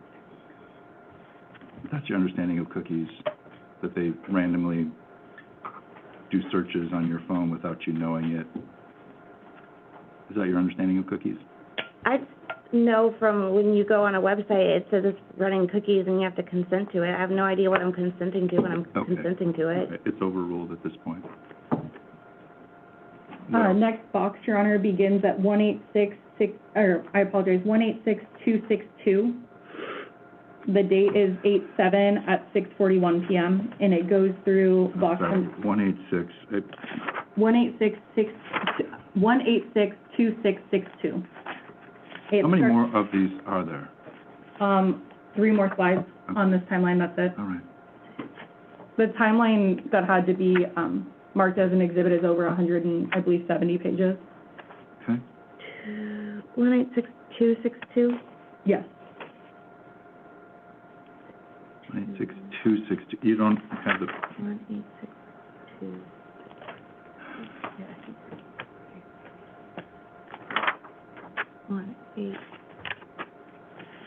Yes, Your Honor, it's Bates page 186, 35213. thank you. And I believe it may carry on to the page before that. Okay. And is 186 262. 262, 262 appears on the previous page. Yes, Your Honor, my apologies. There's similar search, it's on the page after. Okay.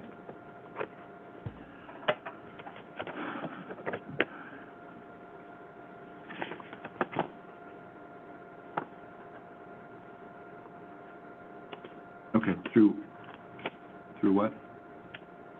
Through 186268. And again, just showing the searching he's doing and the timing of it. Okay, any objection?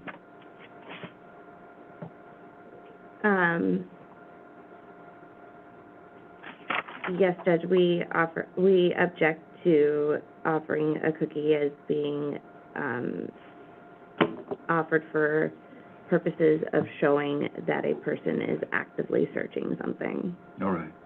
And that objection is based on no knowledge of what a cookie is. And so I'm overruling it at this point. You've made the objection, it's on the record. Anything else? Yes, Your Honor, it begins at 186543. That would be Bates page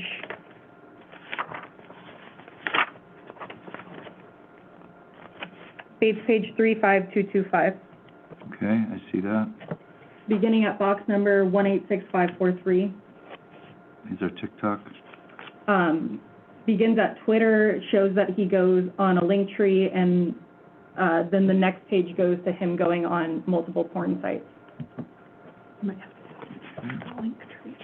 And I'm happy to better explain a link tree if you would like, Your Honor. I'm not, you can explain it to the jury. Understood. I want to get the jury back in here and keep moving. Any objection to these beyond your Foundation. standing objection? Yes, we object to, we object to the pornography sites being admitted. Under 403 or what? Yes, Judge. State's happy to respond, Your Honor. The argument being presented by defense in this case is that he was scared, this was a tragedy, essentially that it wasn't his fault. This goes directly to his state of mind, and that he was in the state of mind to search porn. All right. The objection's overruled. In the last slide from the timeline that I intend on introducing today would be that following page. It goes through the link tree, goes to manyvids.com, which is a porn site, goes to the Dong Kinger at manyvids.com, and continues on that type of search history for a while, or access. And I would highlight that at each time since it says it was accessed. Okay. Your objection's noted, it's on the record, it's overruled at this point. Okay, are we ready for the jury? Case ready, Your Honor. Yes, Judge. I'll go grab the witness.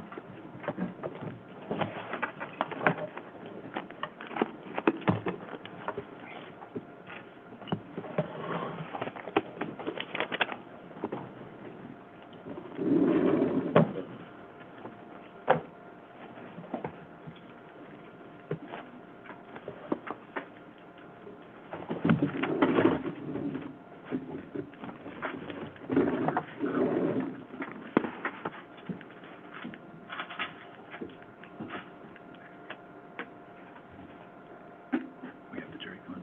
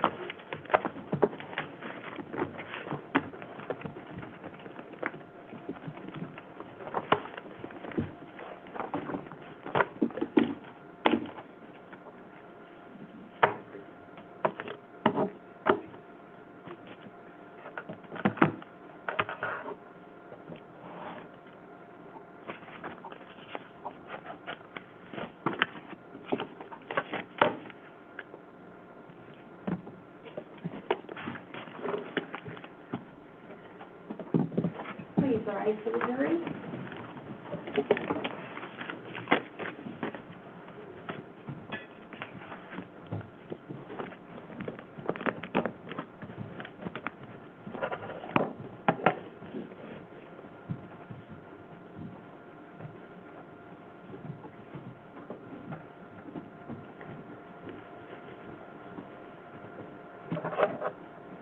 Thank you. Please be seated. That was a longer break than anticipated, but hopefully the work that we did will spare you folks a lot of start and stop. Counsel?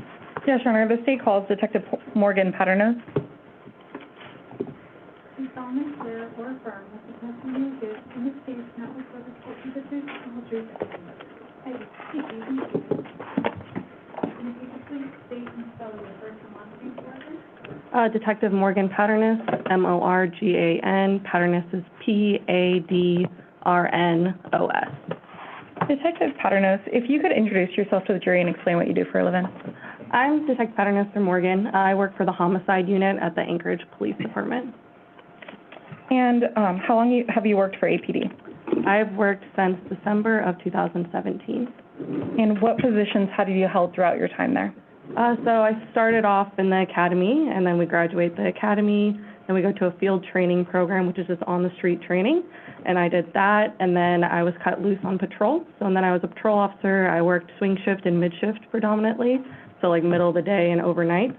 And then after about 4 years, I applied to be a detective. I started off as a theft detective just for a couple months, and then I applied to be a homicide detective, and that's kind of where I'm at now. And what training or experience have you had to become both a patrol officer and different detective types? Yeah, so we go through an academy that's approximately 5 months long, and then like I said, we do the field training program, which is at least 4 months long of on-the-street training. After that, we're kind of able to do a lot of extra training, so I really wanted to be a detective, so I did a lot of interview courses and a lot of kind of investigative type of courses. And then once I became a homicide detective, I've done some more localized child homicide, cold case, no body case, detailed training. But yeah, that's pretty much it. I've done a little bit of drug training on the side too, but for investigative, that's kind of what I've done. Okay. And were you assigned or called out to this case in August of 2023? Yes, I was. And how are detectives in the homicide unit called out, and for what types of cases? Yeah, so for call-outs, if it's like a homicide or an officer-involved shooting or a suspicious, like, missing person death, we'll get called out if it's like in the middle of the night, or if it's during shift, we'll go meet during shift, and we are a team. And so we all meet together in like a conference room. We hear the briefing and so forth. This was a little bit different. It first started with a couple detectives. We usually only do 2 detectives for like smaller, like baby death cases, a missing person case, or so forth. And then if it rises to like a certain level of suspicion, then we do a full team call out, which was the case in this investigation. So originally it was Detective Clark and another detective assigned? Yes, Detective Clark and Detective Elby. And then later was the entire team brought in? Yes. And do you recall who was on the team at that time?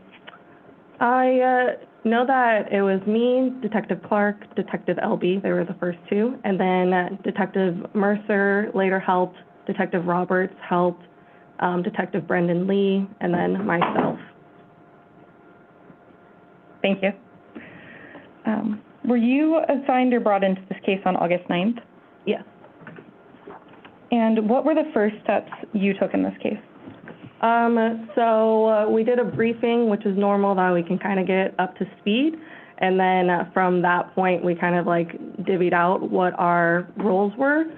There was a search team that was actually going on around the 9th. And so I helped with getting our drones. The department has a TSU, it's a technical support unit, and they're pretty much like our drones, so we can fly them in the air. So I called Detective Elmore and had him assist the search team with drones because they have thermal imaging and they can cover a lot more ground than people on the feet, or people on their feet. And so I started with that. And then I also went to the 5210 Mockingbird Drive and I conducted an interview with Marie, and then we canvassed when we were over there too. And I went with Detective Mercer. And when you canvassed, what occurred? So when we do a canvass, it's pretty much like you see in TV, you like go and talk to people in the neighborhood, look for cameras and so forth. So we went and talked to other people in the apartment building, if they heard anything that night or if anyone had seen Soraya. We had like the missing person flyer to show them and everything. Had anyone seen or heard anything that became relevant? No. What steps did you take next? So after I talked to Marie, and during that conversation, she actually sent us some like pictures of like current what Soraya looks like, her dyed hair, and then also tattoos. That's something that we use to identify people if they maybe look like a lot of other people or something. Tattoos are usually like individualized, and so she sent me some of those, and then what she was wearing when she last saw her, because they took some photos that day. Okay, up on the screen I have previously admitted exhibits 5 and continuing on, which I'll list as we go. Is this one of the photos that Marie sent you? She actually sent them to Detective Mercer because Detective Mercer was right there, and it's just easier to have her while I'm continuing talking. But yeah, these were sent to Detective Mercer. Exhibit 6, does this show, and Madam Clerk, can we turn the lights down a bit?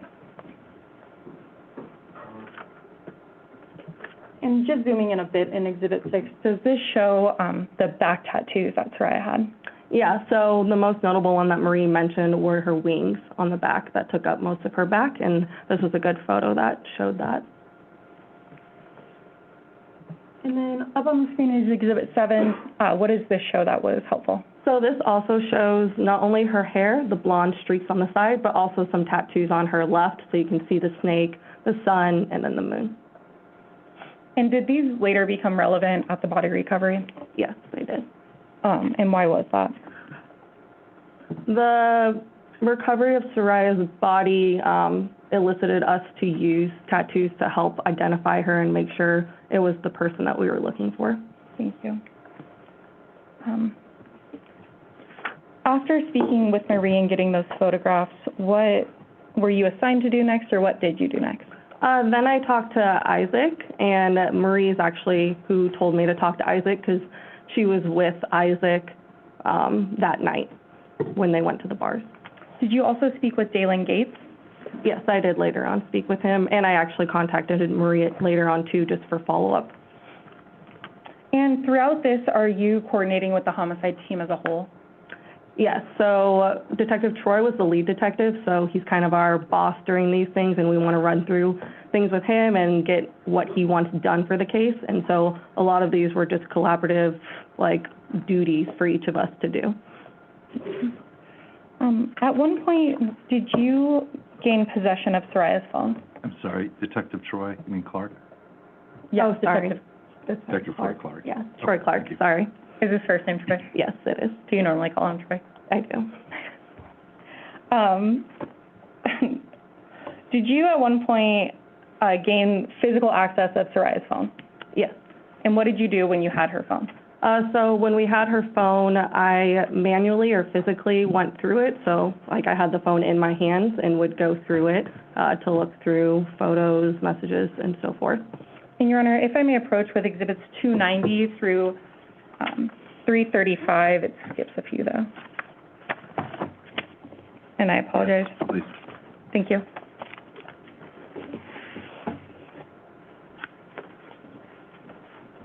Do you recognize these?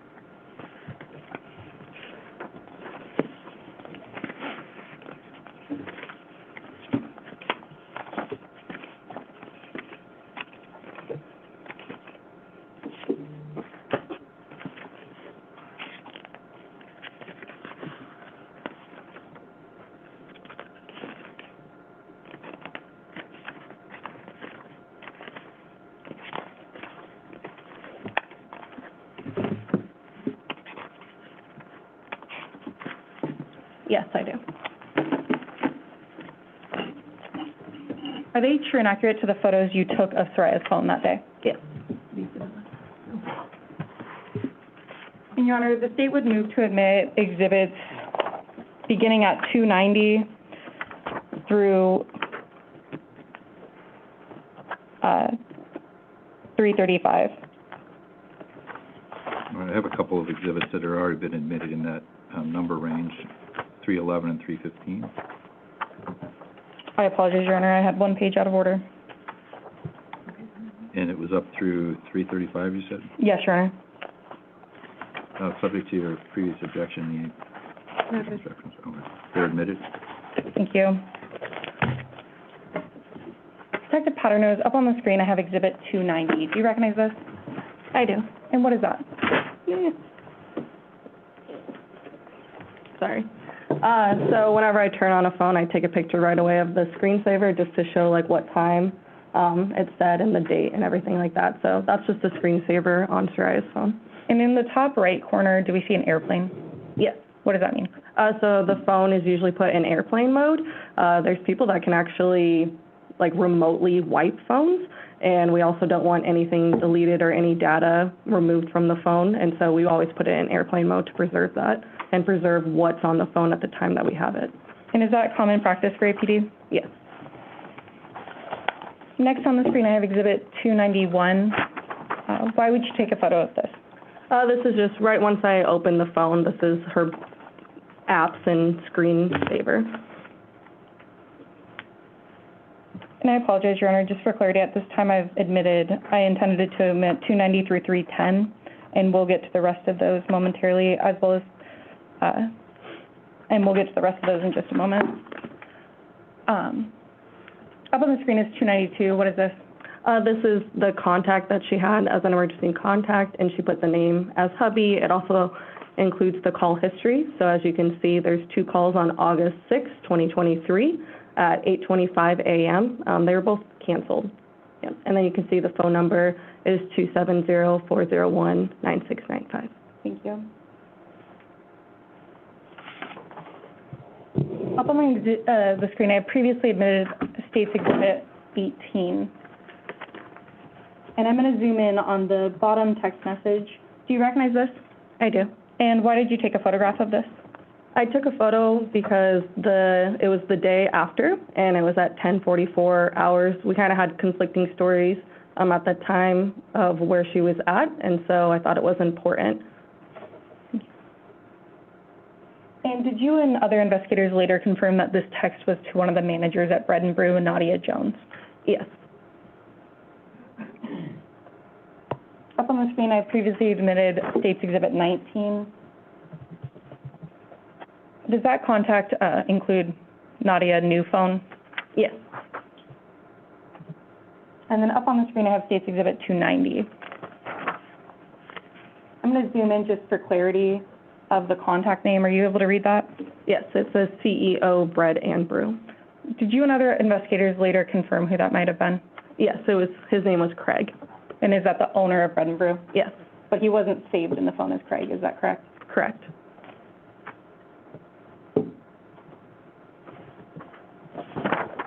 Up on the screen, I have previously admitted State's Exhibit 16. It looks like text messages with Farrar. Why did you take a photo of this? I took a photo of it because before that text to Nadia's old phone, this was the last text that we had on Zarrius' phone that she would have sent at 01:57 hours, which is why I also, that's why I also, you can see my finger, I swiped to the side that we could see the timestamps. And up on the screen is State's Exhibit 294. I'm going to zoom into the top portion just so it's a little bigger for the jurors. Why did you take a photo of this? I took a photo of it because it just showed notes of their relationship, and I thought it was important. And did you find this in the Notes app in Zarrius' phone? Yes, I did. Up on the screen is 295. Did you also find this in the Notes app? I did. And were you able to get a date and time off this one? Yes, April 3rd, 2023, at 19:27 hours. And can you please read to the jurors what you found on that?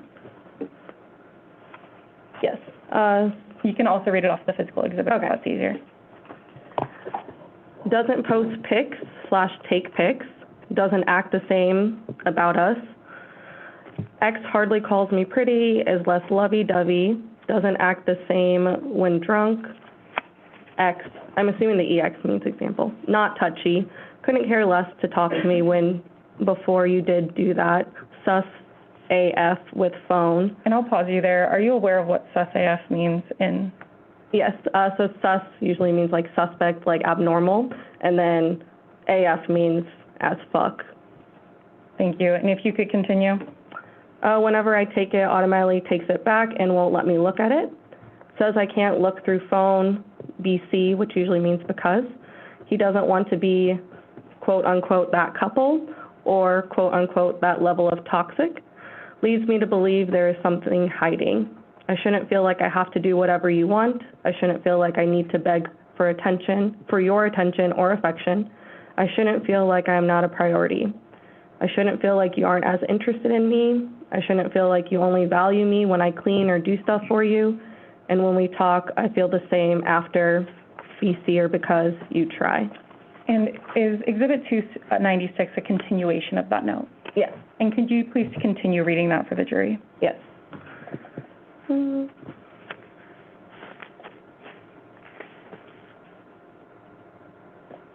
So I'm just going to restart the first one just because it was a continuation. When we talk, I feel the same after, BC, because you try to explain everything or turn it on to me. I have constant thoughts of you cheating on me, example, texting other girls, flirting. You say you do not even talk to other girls casually, just as friends. But if I looked, there would be some. IDC, which means I don't care. Just be honest. Thank you. And just for clarity, I believe I already asked you, on Exhibit 295, that was written back in April, correct? Yes. Thank you. Exhibit 297, is that a photo from the night they went out, beginning on August 6th into the morning of August 7th? Yes. As you can see at the top, it says Sunday, 0007 hours. And does that mean 12:07 a.m. or just past midnight? Yes, on Sunday morning. Exhibit 298, is this another photograph you found on Freya's phone? Yes, and that's 00:55 at the top you can see, and that's like 55 minutes past midnight. Thank you. Exhibit 299, are these also photos taken that night, maybe of her and Marie? Yeah, so these are a little bit earlier. As you can see, the date is Saturday instead of Sunday, and the time is 23:16, which is 11:16 p.m. Exhibit 300. Before I ask you what these say or to get into them, where did you find this? So this photo was in deleted photos, so Like when you have photos on your phone in different albums, these were found in the deleted album in the phone. So on iPhones, does iPhone give you an opportunity to go back and undelete photos? Yeah, so when you go to the deleted folder and then you click on a picture, it usually says like delete forever, or recover, which means it puts it back into your normal library. And did you find multiple photos similar to this? I did. And can you please read this conversation for the jury? Yes. So at the top, it says Instagram user. And do you know what that means? Why would it say Instagram user rather than someone's name? Yeah, so the person might not have their account anymore, and so it doesn't have their name, and so it just has an Instagram user instead of their actual, usually in Instagram you have like your actual name, like your username at the top of it. So this person might have deleted their account. As you can see, there's no profile picture or anything like that either. Thank you. And if you go ahead and read that for the jurors. Okay. The beginning, which is kind of cut off, just says, "'Cause I hate insults, TBH," which is to be honest. And then the next one is, "What's your snap? And I'll believe you. Forget it. Oh darn, whatever will I do?" with 3 like crying emojis, which are just like faces with the tears coming down. "You being so sus, bro, and rude. I'm the sus one. Okay, like I said, drop the snap if you're legit, or even just a picture of you." And I presume Snap, he's referring to Snapchat, which is just another app where people send photos or messages to each other or videos. "Okay then, 1 sec. Well, about the Snap, my parents don't let me use that for now because they keep saying it's a distraction to my studies," with a kind of frowny face emoji. And then there's a photo, not an actual photo, just the photo was sent, and then you can open it once you click that button, and then here. Does it disappear after? It actually depends on your settings whether it disappears, but sometimes you can replay it, but it looks like on this one you can see it's a little bit less colored than the white, and so I'm not sure if they could replay it or not afterwards. Thank you. Exhibit 301. Where did you find this photo and then the photos following? Also in the same deleted folder on Zarrius' phone. And do you recognize the individual in multiple of those photographs, either on this exhibit or in later exhibits? Yes, I do. And who is that? Zarrius, Hildabrand. Thank you. Looking at this exhibit and then the following exhibits, do you recognize what platform this is on? Yes, it looks like Snapchat. And the jurors have heard a lot about Snapchat. Could you explain what Snapchat is one more time and how messages are saved or not saved? Okay, so like I kind of mentioned, Snapchat's another app like Instagram or Facebook. A lot of times people can just send photos and then they disappear right away, or it looks like you can send, or not it looks like, but you can send photos and you can see you can save it, so you kind of just click the photo afterwards and then it decides to save it rather than just disappear. You can also send videos, you can send messages, you can decide if you want things to stay for 24 hours, 12 hours. It's definitely come like a long way, and I'm sure there's more updates nowadays that you can do different things on it. So originally for the platform, if you sent or received messages, did they disappear unless you actively chose to save them or changed your settings? Yes, unless you had it that way, it stays for like 24 hours or something like that, but it still would then disappear after the 24 hours unless you saved it. And here in Exhibit 301, I'm going to zoom in just a bit to make it easier to see. Does it actually show who saved things in the Snapchat? Yeah, so you can see the Cheyenne saved a snap in chat. And so it tells you the Cheyenne with the heart is her username. Does that also say that same thing at the bottom? Yes. It says Cheyenne saved a snap in chat. Thank you. Exhibit 302, at this point, are you scrolling or like continuously to read the same conversation in Snapchat?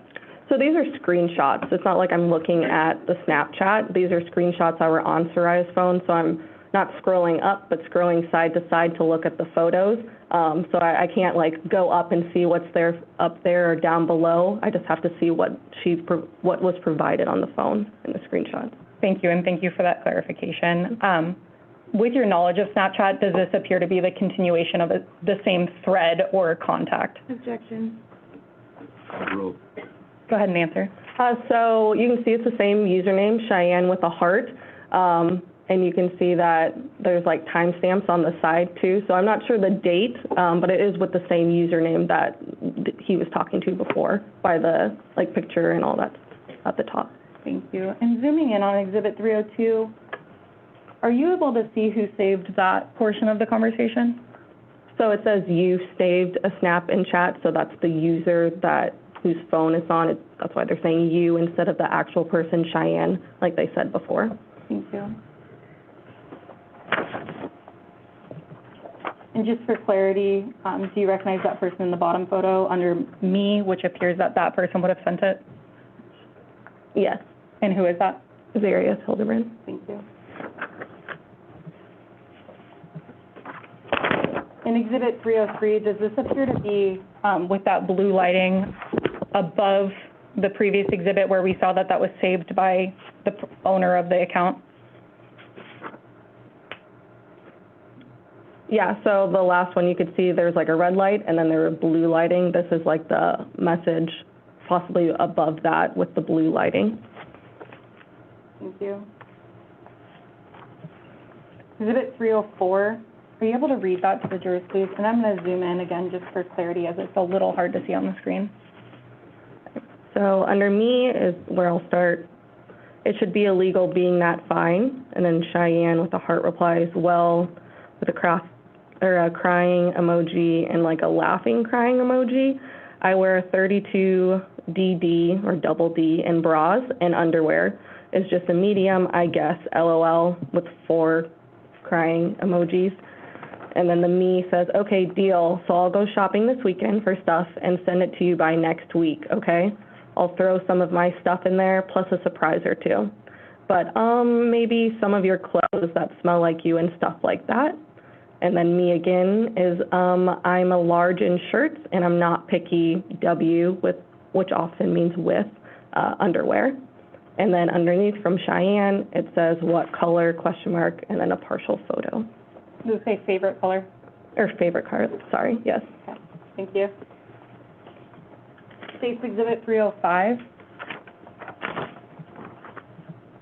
Are you able to read that center message? Yeah, so it's under me, and it says, I'll follow you out in the summer.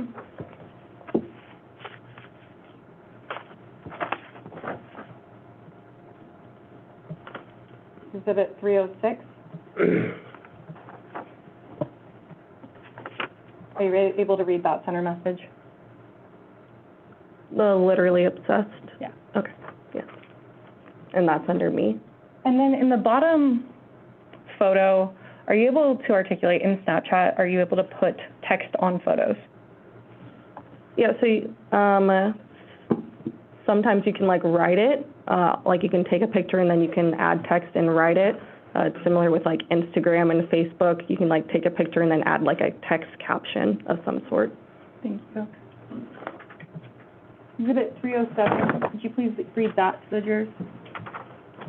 So from me, wait, the 4th is my most likely favorite.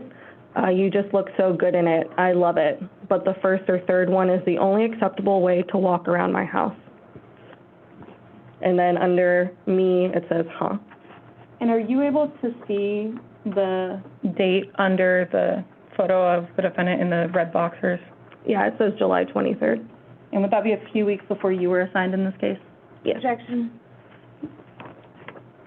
May we approach? Approach, please.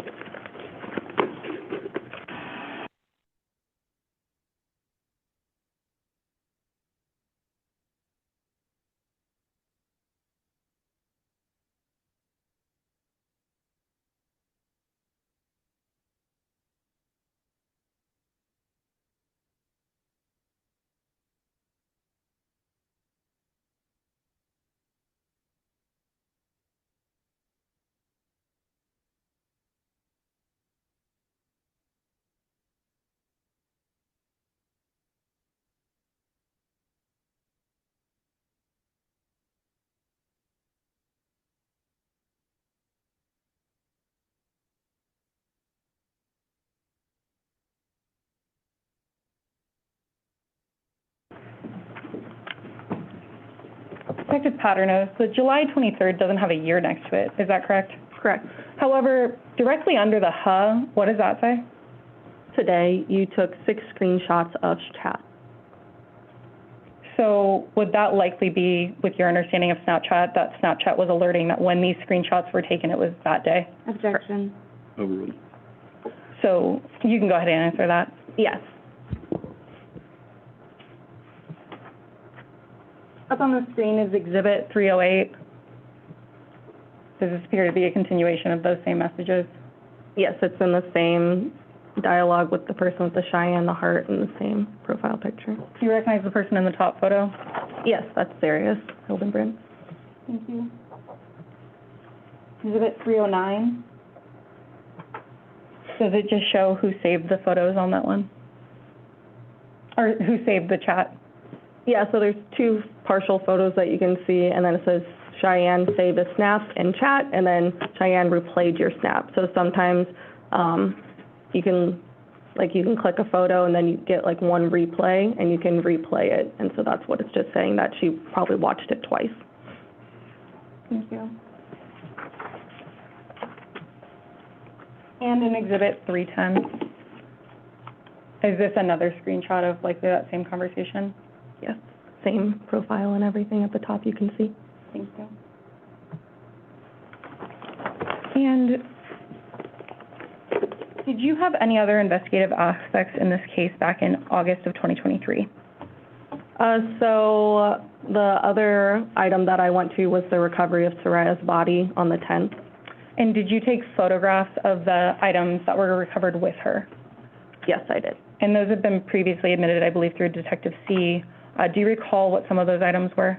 Yeah, so there was a blanket, a sheet, a pillow with a pillowcase on top, 2 gloves that were kind of like olive green colored, and then a small piece of plastic with a hot air balloon on it. Thank you. And in reference to you have previously gone to 5210 Mockingbird, when you went to the drain recovery of Zarrius' body, how close was that geographically? It was definitely within walking distance. Gosh, I would think less than like half a mile, but that's just estimating. Could you almost see the apartment building?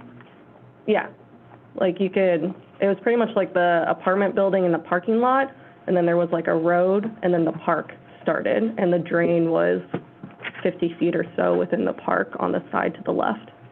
Thank you.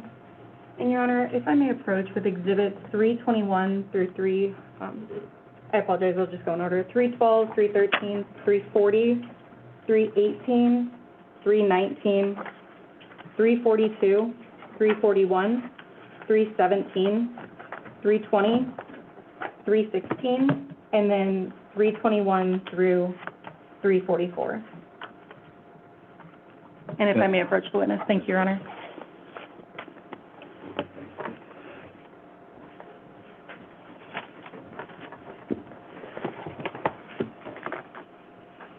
And Detective Paternos, I handed you a fairly big stack of papers. Do you recognize those exhibits broken up in paper form and then the photographs also included? Yeah, just give me a second to review them all. Thank you.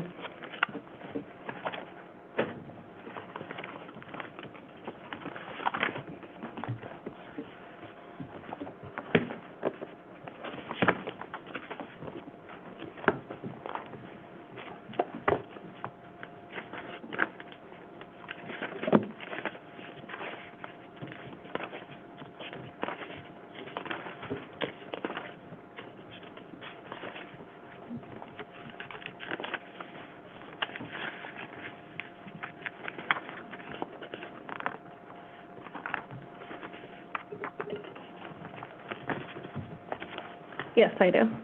And could you detail to the jurors what are all of those exhibits of generally? So when we have phones, I like to manually go through them, but we also download the phone. It's pretty much like, I'm sure you've already heard from Mike Swanson, how it gets plugged in and through a system it gets downloaded. Once it's downloaded, a report generates, and it's called a Cellbrite report for this case. There are other programs that we use. So these are like photos and information from the Cellbrite report that kind of correspond. So there's a lot of things in the Cellbrite report, like location data. They make a timeline for us of everything. There's messages, photos, videos, audios, call logs, pretty much everything that's on your phone that can be downloaded. They try to get that. Not all the time are there like app stuff, like certain apps, but it tries to get as much as it can, depending on the type of download that's done. And in this case, did you review the downloads for both Zarrius' cell phone as well as the defendant, Zarrius Hildabrand? Yes. And Investigator Swanson or Technician Swanson previously authenticated States Exhibits 311 and 315. Have you, and those aren't in front of you, those would be the entirety of the cell dumps. Have you reviewed those cell dumps? Yes. And are these exhibits in front of you copies or portions of those cell dumps? Yes. And do you recall how many pages were each of those cell dumps generally? I think Zarrius was more than 48,000, and then Zarrius's was more than 44,000. Thank you.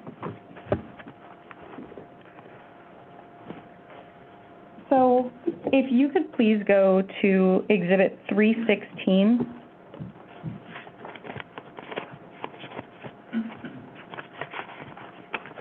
Or I apologize. Actually, if I may back up, Exhibit 312, we can start with Zarrius' cell phone. Okay. And is that a copy or a portion of Zarrius' timeline from her phone dump? Yes, it's just a portion. And what's a timeline? What does it show? So kind of like I mentioned before, a timeline would be like pretty much a compilation of all of the different things, call logs, text messages, location data, all into a nice kind of timeline format that we can just look at the day and everything that happened in order on her phone. And if I may approach with a highlighter just in case.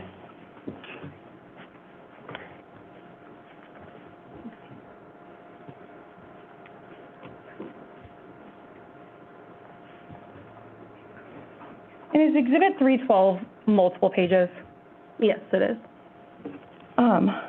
As to some specific portions, up on the screen, I have the first page, which is much older. I have the first page. I apologize, let me back up. Is the title of that dark part the title of the boxes? Yes, the headings at the top are going to be like what each column represents. Thank you. And has that been pasted onto this slide in particular, but it's not directly above? Beginning at box 261913. Yes, so like at the beginning of the exhibit, it has all of those. She just kind of kept those like headings for the rest of them that you could understand what each of those columns mean. So you can see what's actually in the boxes? Yes. So if you could please go to that box number. I'm sorry, which box number? 261913, and I can provide the page to Your Honor. It's 44163. Thank you. Detective Paternos, if you could highlight some of those boxes in reference between 261913 through 261916, just to make them easier to find later if the jury needs to. Yes, I highlighted them. What do those boxes show? So those show images being created, so you can see the type is images, and then it also gives a timestamp, and these Cellbrite reports are put into AK standard time. If you can see, there's UTC -8, so if it has that UTC -8, that means that that time is in AK standard time. If it doesn't have the UTC -8, then it's just UTC time, which is just a central time. So you can see that there's images that were created on 8/6/2023. The first ones begin at 0218:13 hours in the morning, and then it gives a description. So it has like the JPEG number that was assigned to that phone or that photo, and so it says 7073. And then it also on the end can show you where it is located, which was the trash, the deleted portion. So you can see that the first four were 0218 hours, and then the last four were 0224 hours. And is that different box numbers on the next page beginning at 261924? For those bottom four images? Oh, yes. And could you highlight those on the exhibit, please? Yes. Thank you.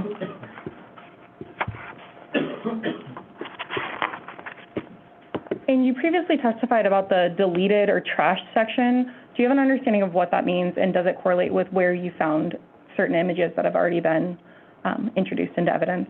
Yeah, so if you think of it like a linear way, everything kind of has like a place that it's put into. So it's either like in just the photo library, or it's in the trash, or if it's like deleted from the phone, it may not even have it on the phone because it's just that linear line is just completely gone. So this is kind of like it was taken and then now it's in the trash area instead of in the normal library. Thank you. And just for clarity, I believe we're going to go through a few more photos, but the first batch of photos was created or put on that phone at 2:18 a.m., is that correct? Yes. And then the second batch of photos was put on the phone at 2:24 a.m.? Yes. And then on the next slide, I believe it's further down on that same page we just talked about, beginning at box 261934. Yes. Would it be helpful to have a pointer to, Is that what this is? I'm having a hard time following. I apologize, yes, You- please use the pointer. The bottom button, lowest on the, there you go. Okay. So if you could back up just a little bit and explain the trash stuff maybe again. Okay, so like we kind of explained, these are the headers for everything. This is the number that she's referring to when she's saying like the 261934 that I'm highlighting for you guys, and then the type, so they're images, they're not videos or anything like that. And then these are the timestamps, and so she's referring to, I think she went to a slide early, but before these were the 0218, and now we're at the 0224, and then these are the descriptions. So the numbers that are assigned to those JPEGs, and then right here is the trash portion that I was kind of explaining. And that's where you found, well, did you later actually go in and find these photo names of the IMG 7081 in particular, as an example? Yeah, so these are connected on the Cellbrite. So when you open the Cellbrite report, we also get it in a PDF and in Excel. So when I open the Excel, because it's kind of easier, you can click on those and then it pops up the photo that corresponds to that. And did you do that in this case? Yeah. And up on the screen, I have exhibit 321. Is that an example of what you did of going to image 7071? Yes, so if you click, it's a hyperlink. So if you click the hyperlink for the 7071, and then this photo pops up. And are you able to read to the jurors what this says? Is this different from what you had found maybe in the trash folder, or had you seen it but it wasn't admitted as an exhibit? It wasn't a photo that I took off of Zarrius' manual search. So these are photos directly from Zarrius' phone? Yes, from the Cellbrite download. Thank you. Could you please read to the jurors what that conversation says that Zarrius took a photo of at 2:18 a.m. and 13 seconds? So it says the Instagram user at the top and with no profile picture. The first conversation looks like an OO. I'm not sure how that's pronounced, but it's just OUUU. And then there's an emoji with kind of like a sad face. And it says, your turn, show me what you got. And then there was a photo sent. Why being stupid RN, which means right now. If you're not going to play fair, forget it, okay? You think I'm stupid or something, bruh? And then it says, huh?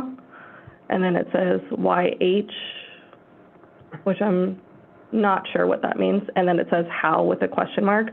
And underneath you can see it's kind of cut off, but it says we promise to play fair, and that's. Thank you. In Exhibit 322, image number 7072.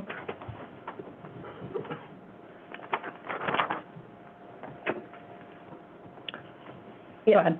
Would you like me to keep reading? Yes, please. Okay. So same Instagram user with the no profile picture at the top. So it says no screenshots. I'm presuming that's an if we play, and we got to play using live because I don't want my nudes leaked out or some shit. Makes sense. Yeah, seems interesting. You down to play, LOL. I can't tonight. Okay then, do you have any more pics? Another photo was sent. What about some in the actual chat? Okay.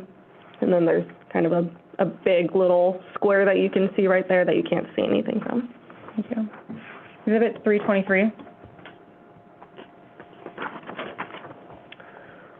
Same Instagram user at the top with no profile picture. YH, I'm daddy's girl, haha. Show me what you look like right now. There was a photo sent, and then you see that little heart, so like you can like messages or you can react to messages, so the heart is a like, so someone hearted that message. You look good with kind of like a happy little emoji. Where are you at though?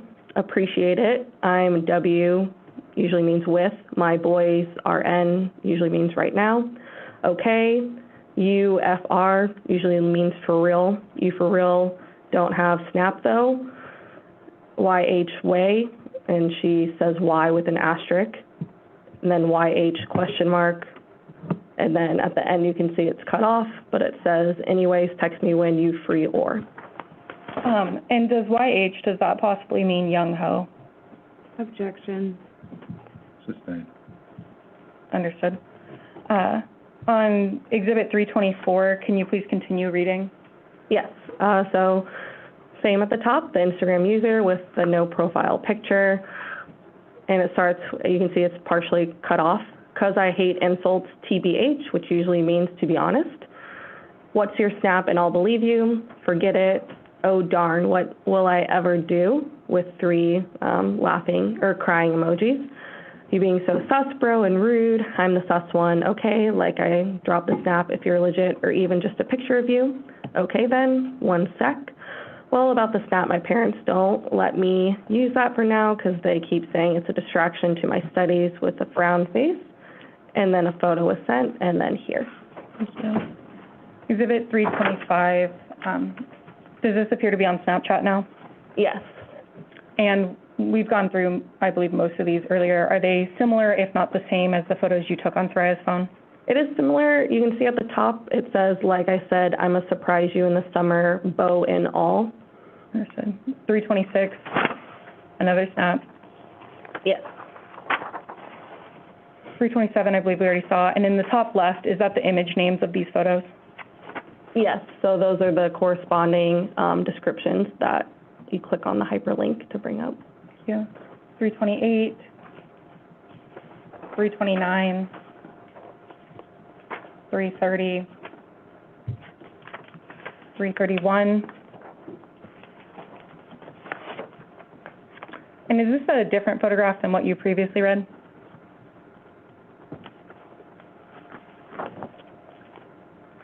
No, this is the same photograph. Thank you. 32 is image 7082, is that correct? Yes. 333, 334. And then finally, if we could jump ahead in the timeline, beginning in box 262012, which I believe is at the bottom, or goes through the bottom of page 44167. Could you please highlight those bottom boxes beginning at 262012 through 262024? Yes.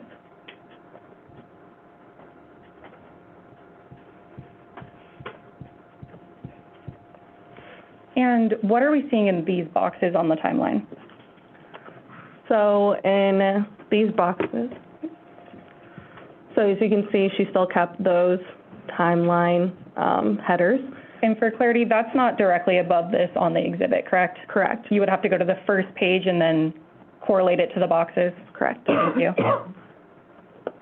So these are the numbers that she just referred to that I highlight, and then the type images, the timestamp. So now we're at 8/6/2023 at 11:30 hours. They're pretty much the same, and that's Alaska Standard Time.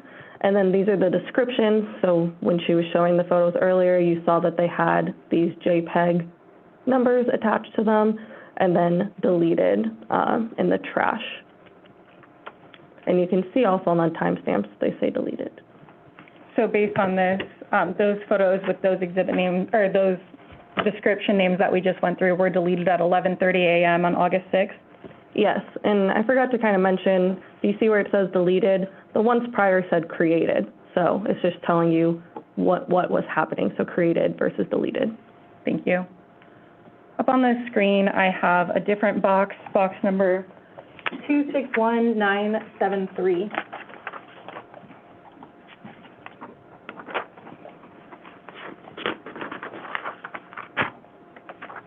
And if you could highlight that, please. Yes, I did. And is this the same kind of setup of it gives you the capture time here, and it has August 6th at 8:56 a.m.? Yeah, so same as before. This is the number, this is the image. Then you see this time, it's 8/6/2023, 8:56 a.m., and capture time. And then the description, the 49:53. Did you go to that image? Yes. Up on the screen, it has States Exhibit 335. Is this the image that correlated to that? Yes.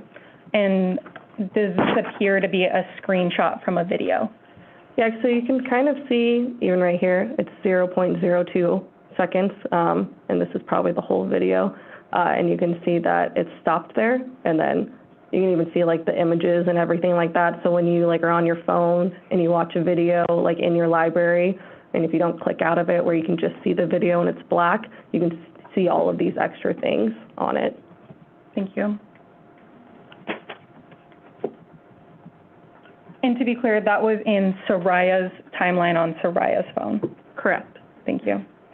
Do you have Exhibit 319 in front of you, the search items on Zarrius' phone?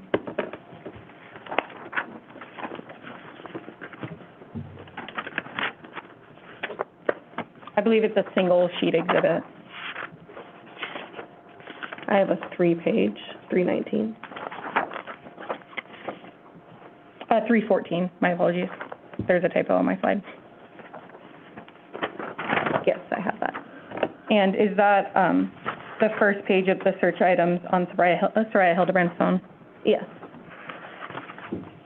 In box numbers 1 through 4, if you could highlight those, what was Soraya's last search on this phone?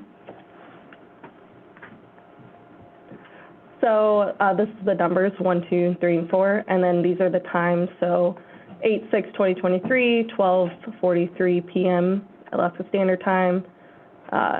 They're all the same search. So and then, can you start from is it in reverse chronological order? Yeah, so you can see this is 8/6, and then this is 8/5. So it's going in descending order. Could you start in 4 through 2 and explain what those are? Yeah. So 4 is 8/5/2023 at 9:09 p.m. Alaska Standard Time. Safari, so there's different internet bases you can have on your phone, Safari, Google Chrome, and so forth. So this is on Safari. And then this is what was searched, how to get the most points at Dave & Buster's. And are 3 and 2 duplicates of that same search? Yeah, it has the same exact time, even down to the millisecond of those searches. Thank you. And then box number 1, what is that? So that is also in the Safari, the 8/6/2023 at 12:43 p.m. Alaska Standard Time. Safari again, and then the same, how to get the most points at Dave & Buster's. So does that mean on August 6, 2023, someone accessed that again? Yeah, so they either like open that Safari page or they like researched it. So like you can go, when you go into your Safari, I have like a ton of tabs open. So like they could click back on that tab, not necessarily like put in those exact words for a new search. Thank you. And if you could pull Exhibit 313 from in front of you. Okay. And I apologize, my exhibit numbers are off on the slide. Please ignore that. 313, is that a call log from Soraya Hildabrand's phone? Yes. And on Exhibit 313, is this one actually, the boxes are a little out of order, but does that make it in chronological order when reading it on the slide?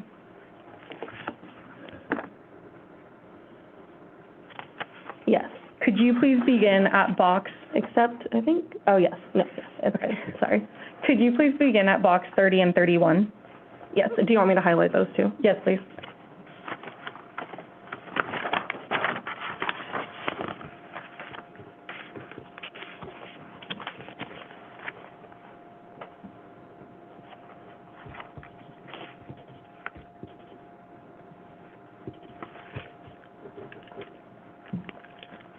And in 30 and 31, what are those?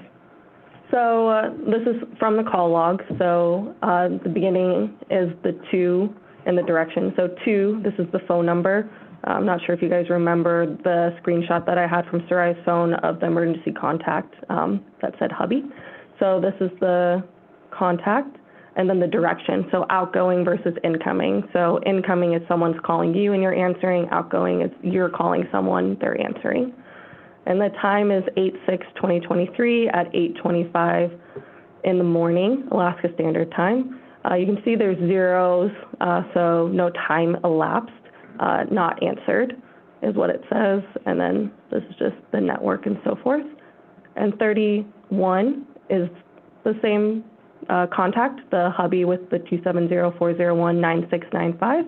Direction is outgoing, so that's someone, or the person calling someone else, not someone calling them. That would be incoming. And the time is 8/6/2023, 8:25:04. So this one should probably be up here because of the 04 versus the 32. And then the 0 time elapsed, not answered, network. Thank you. And do you recognize the phone number under the contact hubby? Yes. And whose phone number do you know that to be? Zarrius's. So to confirm, does that mean that Zarrius' phone at 8:25 on August 6th in the morning called Zarrius' phone twice? Yes, that's what the outgoing would be. Thank you. And box number 29, what is that? So that is same exact contact with the hubby and the same exact phone number. The direction is outgoing again, so the person on this phone is calling someone else. The time is 8/7/2023. It's 7:58 in the morning Alaska time.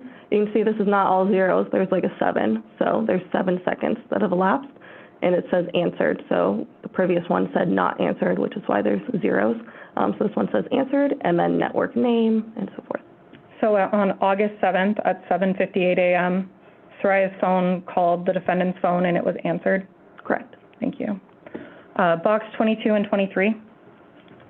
So 22 is mom, so 208-440-6382, and with the contact name mom, the direction is outgoing, and so that means that the person with the phone is calling that person. 8/7/2023 at 7:44 p.m. Alaska Standard Time. You can see the time elapsed is about 3 minutes and 7 seconds. It was answered, and there was the rest. And then 23 box is to the same contact, same phone number as before, mom. Outgoing, so the person on the phone is calling.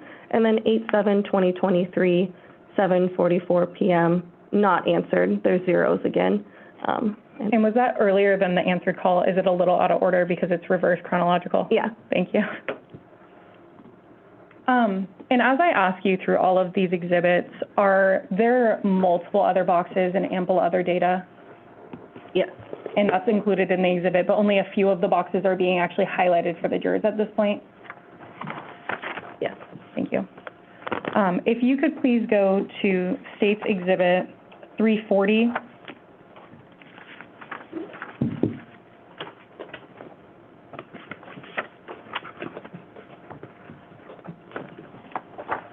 Yes. And what is that? It's the activity sensor data for the phone Cellbrite download. From Zarrius Hildabrand's phone? Yes. Thank you. And does this one also go in reverse chronological order? So does one start at, and I'll keep it on this slide, does one start as the most recent and then it actually goes reverse? Yes. And if you could please go to box 73, which for clarity of the court and parties is on page 14.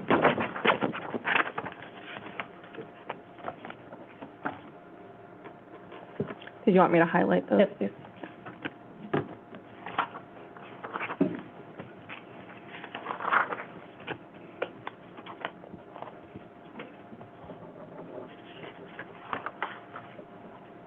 And I have a few specific example boxes up on the screen, but can you generally explain what this portion of the Cellbrite shows in the activity sensor data or activity log? Yes. So these are the box numbers that she's referring to for highlighting. And these are the time, date, range. So it starts for this one particularly, box number 73. It starts 8/6/2023. 1 p.m. Alaska Standard Time, and then it goes to 8/6/2023, 2 p.m. Alaska Standard Time. There's nothing filled out in the device type or device name. And then it has the total samples count, max heart rate, distance traveled, flights climbed, max speed, and then energy burn, steps, distance traveled, and speed. From what I understand, the total samples count are the aggregate data that's counted. So there's been 20 aggregate data that's been counted to create the distant travel and max speed. And distant travel, when it has these decimal points, from what I understand, are in meters, and then there's the max speed. And so does the distance traveled and max speed mean at some point this phone was moving some way somehow? Yes. And does Zarrius phone activity log detail multiple different times? Do they go in hour portions? Yes, those hour increments, 1 to 2, 12 to 1. Thank you. Does her phone continue to move after the morning of August 6, 2023? Yes. Okay. So through the entirety of Zarrius phone dump, was there ample in the 48,000 pages, different data points or boxes that could be read? Yes. And do you have portions in front of you there that we just went through? Yes. Thank you. Did you also go through the defendant's phone? Yes. Looking at Exhibit 316, is that a portion of the defendant's timeline?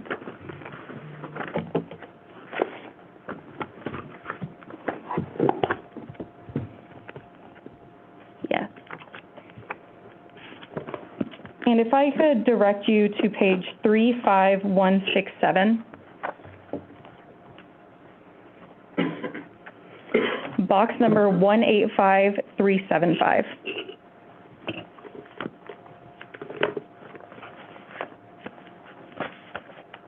Yes.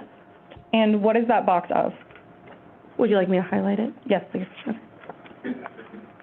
And could you please highlight on that page alone, I'm going to do the last three numbers, 375, 378, 381, 383, 385, and then on the following page, if you could highlight the second box. 387 is what I highlighted. I apologize. Which exhibit are we looking at now? We are on Exhibit 316, Your Honor, the largest The big packet. Okay, Yes. thank you. And I believe I have it up on the screen, but could you please read those highlighted boxes? Could you explain what those highlighted boxes are that you just highlighted? Yeah, so on the form that I'm looking at, kind of the same format that we've been seeing, it has the numbers that she just read out that I highlighted for you guys. And then it has pretty much the name or category. So for these, they're categorized as instant messages. And then they say incoming and outgoing, like a phone call. So incoming is someone's texting them, outgoing is that person's phone is texting someone else. And then the next box would be, or I guess two more boxes, the two in between are blank. The next one after that, it's going to be the timestamp. So for the very first one, the 375 that she has me reading to you guys corresponds to the 4:38:07 p.m. text message, and that's Alaska Standard Time. And the from is from, the contact name is Dad, and the phone number is 270-272-2411. And then two, the contact name is Zarrius Hildabrand with the phone number 270-471-9695. And then the last box is kind of like the content. And so the content, same as what she has up there for you. Hope you had fun last night. And what we're seeing on the screen, is that different than how it looks in the Cellbrite report? Yes. But does it correlate to what you're seeing in those specific boxes? Yeah, so the hope you had fun last night corresponds to the 375 box on the Cellbrite report. Is the left column the incoming data from the contact labeled Dad?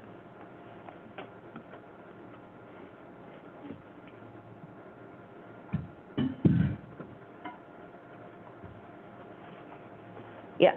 And is the outgoing or text from Zarrius Hildabrand's phone on the right, texting to Dad?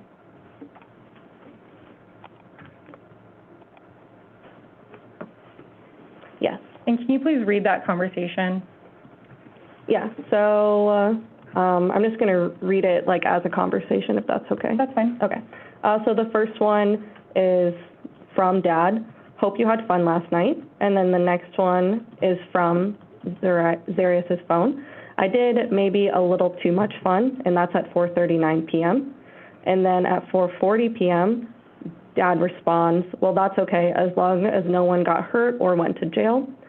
And then at 4:40 p.m., Zarrius responds, neither of those happened.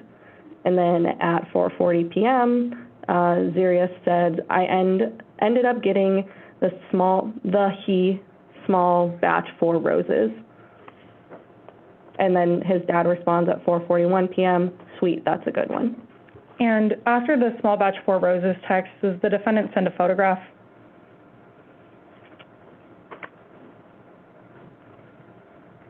Possibly on page 35168. After the sweet, that's a good one.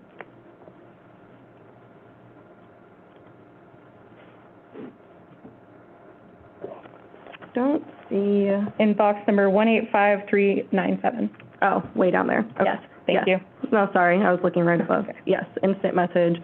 And then it says, so at 5:11 p.m. from Zarrius to Dad, it has kind of like the hyperlinks I told you about. It's actually in the column here. And it actually even has like a little thumbnail of the image that he sent to. And just above that on that page, does it show image number 8116 being created? Possibly in box 185391. Yeah. So sorry, there's multiple that had 8116. So actually in 185391, 185392, 185393, and 185394 all include like image 8116. 2 of them are listed as videos and 2 of them are listed as images. And do iPhones do live photos? Yes. And could that be listed as a video in your training and experience? Yes. And what is a live photo? So a live photo, pretty much like I take a picture and it like captures like multiple seconds. And so then if you press down on the photo, it actually is kind of like a little mini movie of the actual snapshot photo that you created. Thank you. Did you go to that image 8119? Yes. And is this that image in State's Exhibit 344? Yes. Thank you. Moving forward, beginning at box 185482, does the timeline also include search history, web history, or access data? Yes, it tries to include like everything that I mentioned before, text messages, call logs, so forth. And up on the screen, beginning in that box highlighted to you, did you see a lot of web data apparent to the defendant's phone? Yes. And up on the screen, I can zoom in a bit. It's pretty small.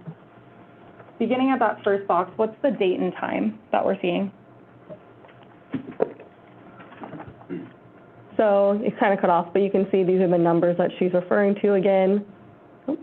And then searched items, and this first one, it's 8/7/2023, 12:20 a.m. And then just scrolling over, what were some of the searches or websites that we see here? So you can see Patagonia and Safari, that's the internet provider that he used. Patagonia, Google search, Patagonia, and then you can see later on 8/7/2023, 12:20 a.m. Also another shop all outdoor clothing by Patagonia, a men's technical fleece at the 12:20 time still. And is the entirety of this page many outdoor searches for outdoor clothing, it appears? Yes. Thank you. Did you review multiple items of search history during the days after August 6, 2023 by the defendant? Yes. Up on the screen here, beginning at box 185529, and if you could find that and highlight it, please.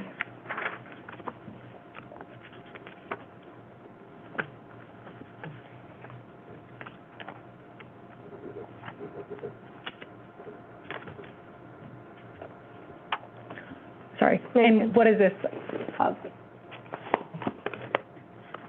So similar as before, the numbers corresponding that she's telling me to highlight for you guys. And then it's just giving the date and time, so the 8/7/2023, 2:20 a.m., Patagonia. There's another Patagonia. Looks like he started to look at TikTok at 2:24 a.m. on that 8/7/2023 Alaska time. And then we have TikTok, and then Instagram is the source. So sometimes Instagram and Facebook, you can see other videos from other platforms on them. So I can be on Instagram, but I can watch TikTok videos. Or I can be on Facebook and watch TikTok videos. And then we go down to like 2:24, 8/7, 2:24, Linktree on Instagram, and then 8/7, 2:24, and 8/7, 2:24, OnlyFans Instagram. And here, do we see that it's labeled as cookies in the second column? Yes. However, does the time and date stamp have creation time and then actually show when these sites are being accessed? Correct. And for clarity, are you aware of what a link tree is when it's on social medias? I'm not aware of the Linktree, but I'm aware of the OnlyFans. And what is OnlyFans? It's kind of like it's another platform. The videos range from any kind of niche, but it's predominantly known for adult content. Adult content, meaning pornography or pornography-like material? Yes. Thank you. Beginning on box 186262, which I believe begins at the a few pages ahead.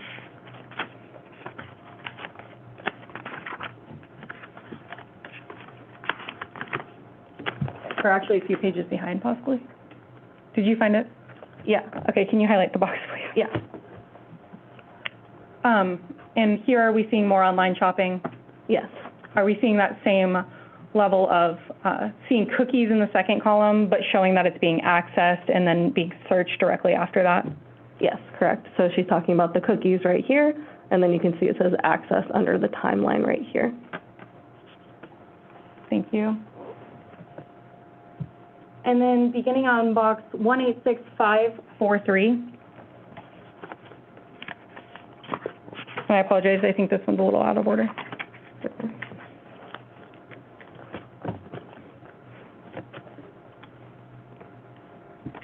Yes. Could you highlight those just for easy to find later? Yep. And similar question, and it will continue on to the next page in my questioning. What are we seeing here?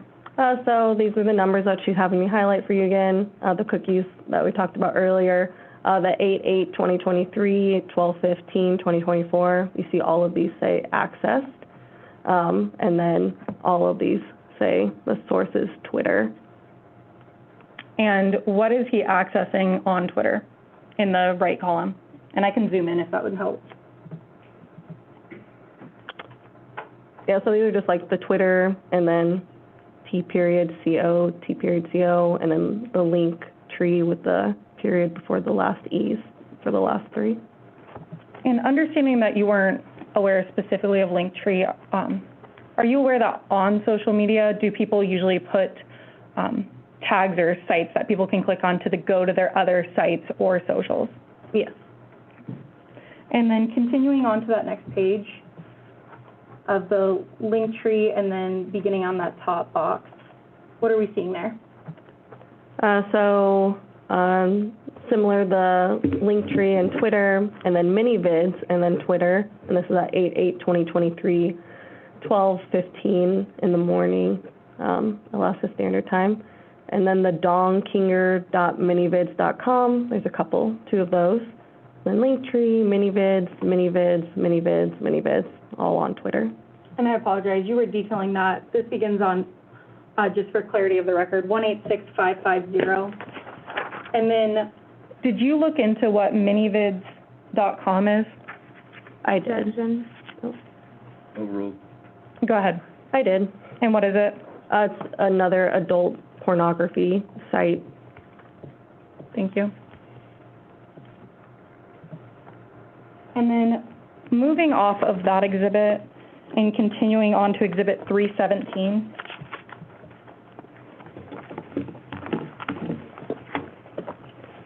What is that exhibit a copy of? These are the call logs. From Zarrius Hildabrand's phone? Yes, sorry for Zarrius. Not a problem. Were you able to find correlating data between those calls between Zarrius' phone and the defendant's phone? Yes. And just briefly, would that be one example in box 123?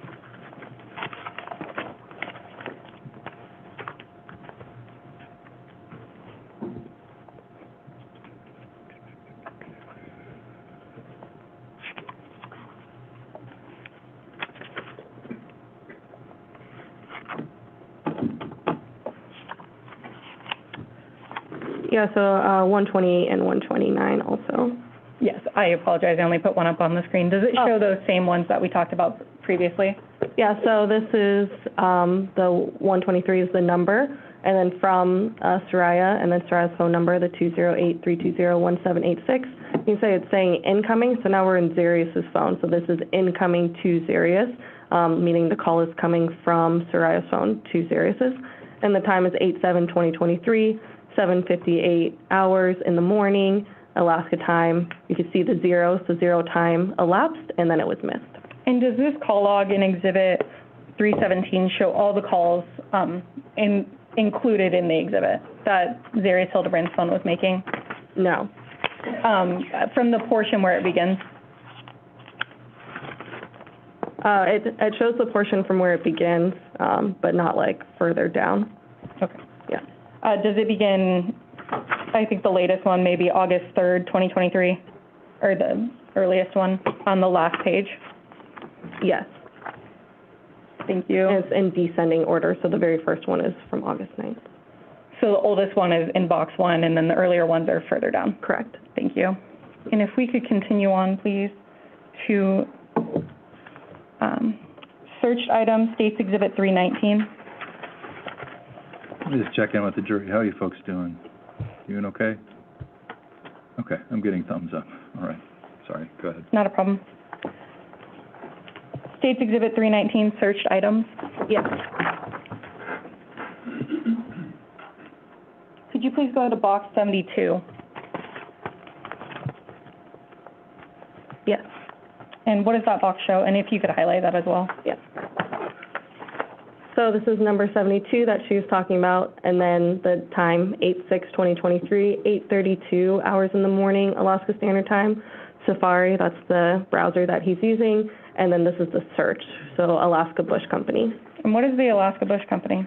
It's a local adult entertainment. There's strippers and other types of entertainment within the facility. Thank you. And that was searched on Zarrius Hildabrand's phone on August 6th, 2023 at 8:32 in the morning? Yes. Next, could you please go up to boxes 68 and 69? Yes.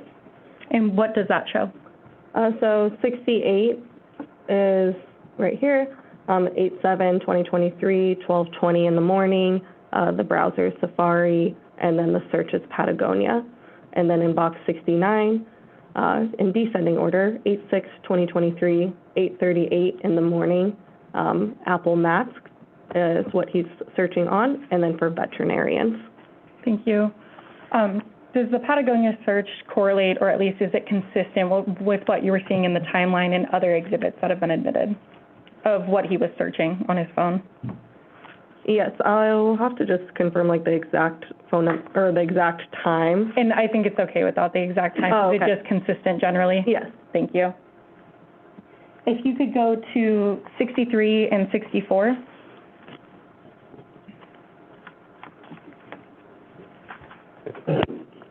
And in this, what are we seeing?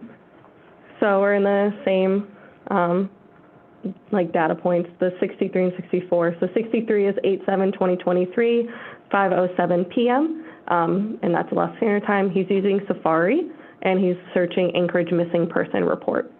In box number 64, 8/7/2023, 5:02 p.m., Apple Maps, and he's searching hospitals.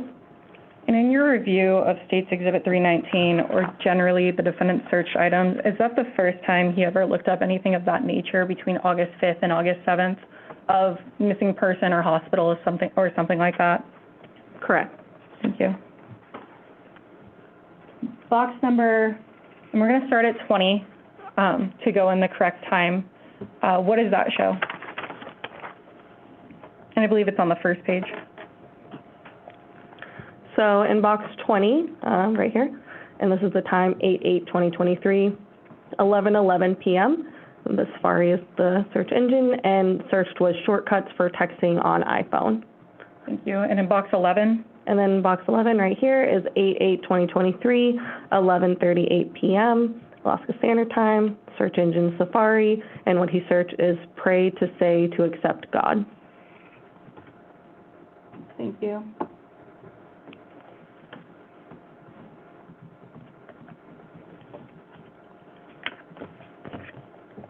And moving on to State's Exhibit 320, is that the activity log from the defendant's phone?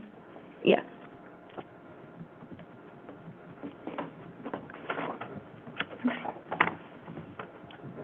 It's the activity sensor data. Activity sensor data, I apologize. Does it log the activity on the phone? Yeah, like how we talked about in Zarrius' phone, the movement of the phone. Thank you. And for clarity, does that exhibit begin on page 5? In the bottom right corner? Yes. And does the next page go to page 1,135? Yes. Does the first page show the headings of the columns, though? Yes. Thank you. If I could direct you to box number 8316.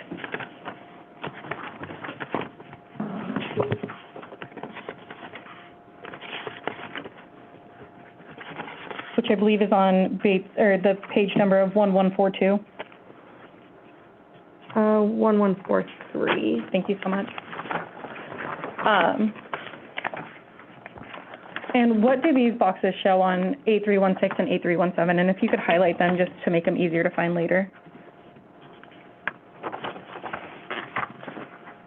Okay, so we're starting with the numbers that she's telling you guys out loud, and then same as Zarrius, it has the time and date range. So for 8316, it starts at 8/6/2023 at 2 a.m. Alaska Standard Time, and it goes till 8/6/2023, 3 a.m. Alaska Standard Time. Total samples count 4, and then distance travel is 56.26. Then 8317, it's going to be 8/6/2023, 1 a.m. Alaska Standard Time to 8/6/2023, 2 a.m. Alaska Standard Time. The total sample count is 2, and the distance travel is 134.7. Thank you. And is box 8315, is that the next box after the 2 we just looked at being 8316?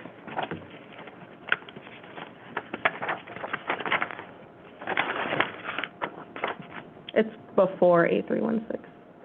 Would it be the next box chronologically? Oh, yes.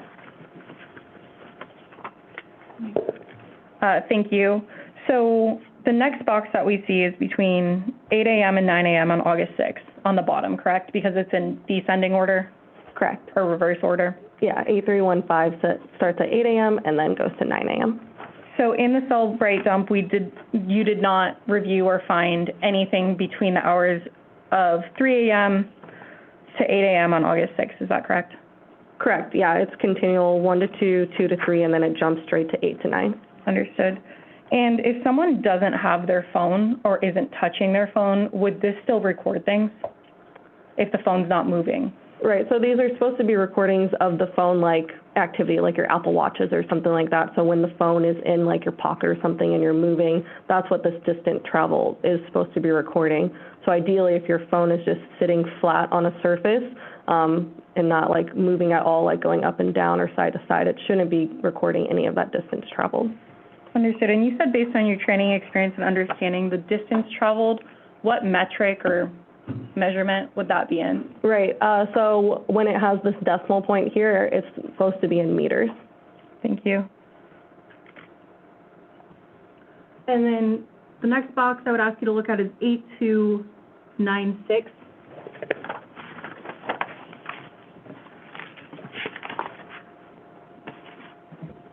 And we'll actually start at the bottom in box 8300. What's the date and time for those? So at 8300, if we're going to go backwards, so from 8/6/2023, 11 p.m. Alaska Standard Time to 8/7/2023, midnight Alaska Standard Time, or 0000 hours. The sample count is 21, the distance traveled is 1,012.15, and the max speed is 1.25. And here, in your review of this exhibit, does it continue throughout the night between 12 to 1, 2 to 3, 3 to 4, as well as 4 to 5, that there's continued measurements of movement? Yes. And it has multiple sample counts and distance traveled? Yes. Thank you. And does the exhibit in front of you have more boxes, again, than what I asked you to articulate on the screen? Yes. Thank you. Looking at State's Exhibit 318, the defendant's web history.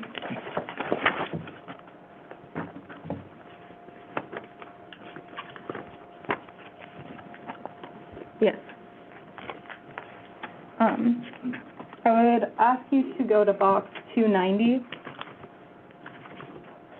through 293.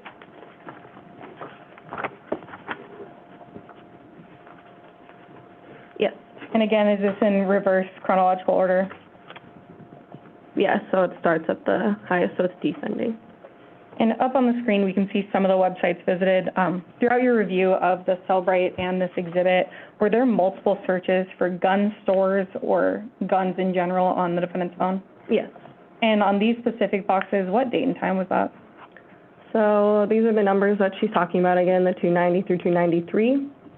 And then it goes into the website. So you can see all three of these are a version of 6hour.com, just like going into different things like optics or the general website, which is the first thing. So that makes sense that the general website would be first.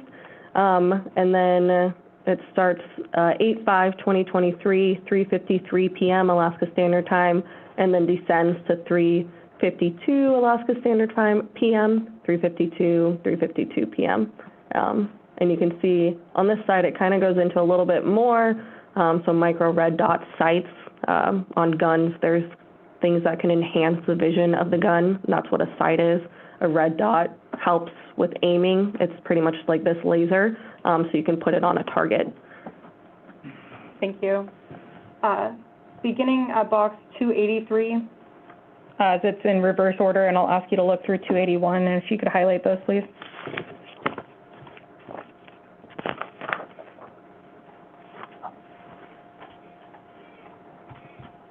Yes. What are those? So those are more web page history.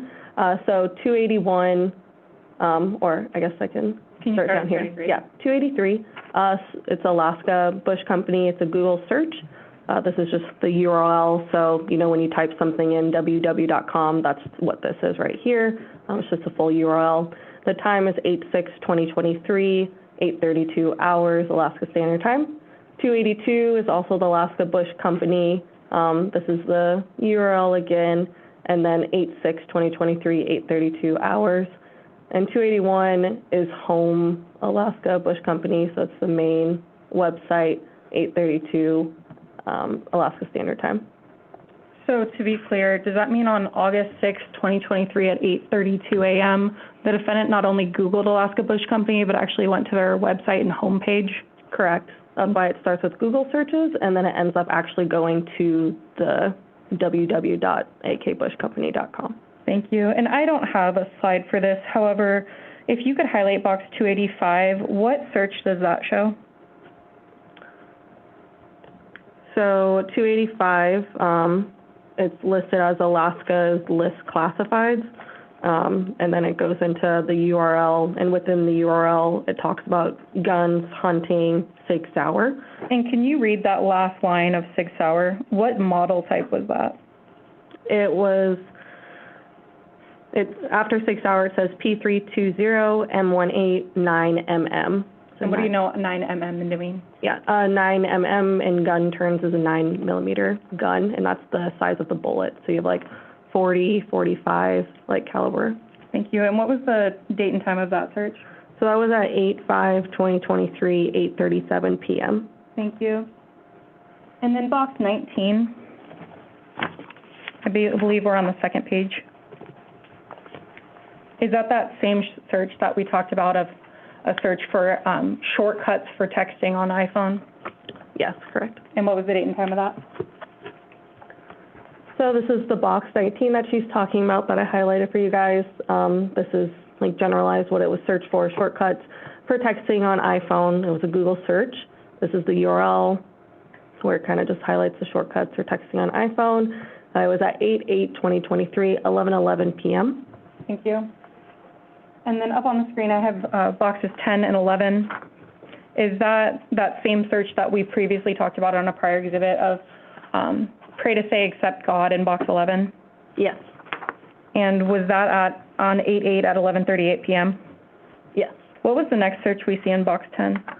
So in box 10, which was at 8/8/11:49 p.m., it's Zarrius Hildabrand, and it was a Google search. You can see right there on Safari. Thank you. Counsel, we've been going for an hour and a half. I don't know how much longer you have here, but I'm almost done, Your Honor. I'm also happy to break now, though. This could be a good stopping point. good stop. Yes, Your Honor. Take a break. Let's take a break here. And I really don't anticipate anything more than 10 or 15 minutes. All right? Thank you. Please don't discuss the cases.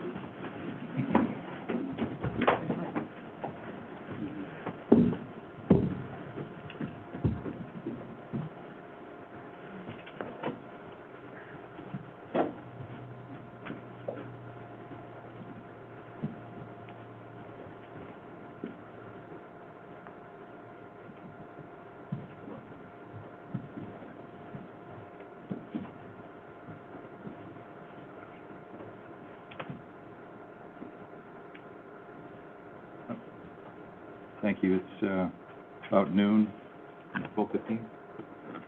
Okay. Thank you. Does that work? Thank you. Off record.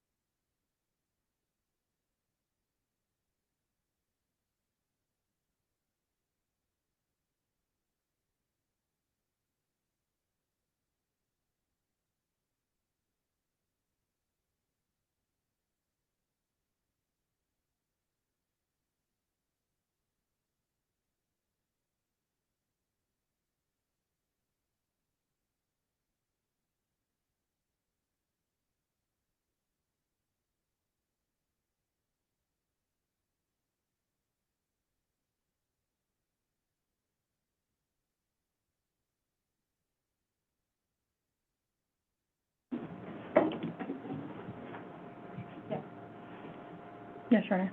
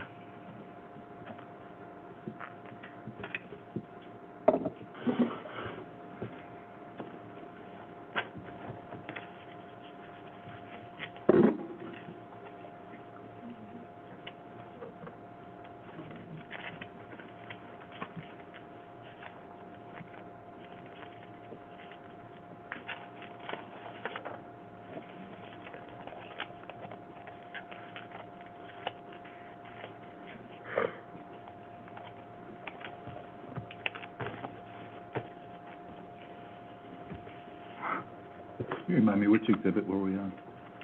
Yes, Your Honor, I only have two left that I'm going to be referencing, exhibits 242 and 241, and then I'm done. Okay. Thank you. 341 and 342. Yes, I'm Three. sorry. 341, 342. Thank you. I apologize, the numbers are starting to get to me.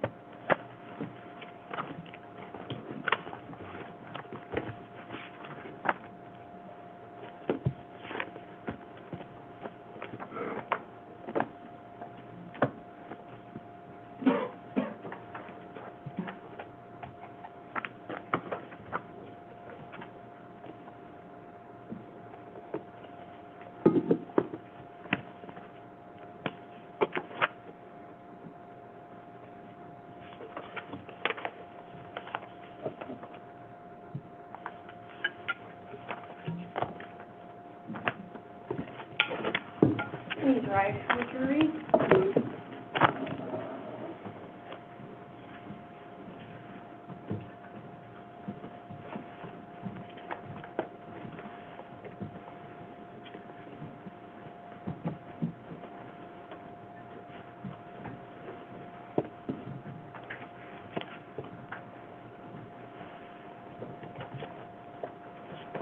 Please be seated.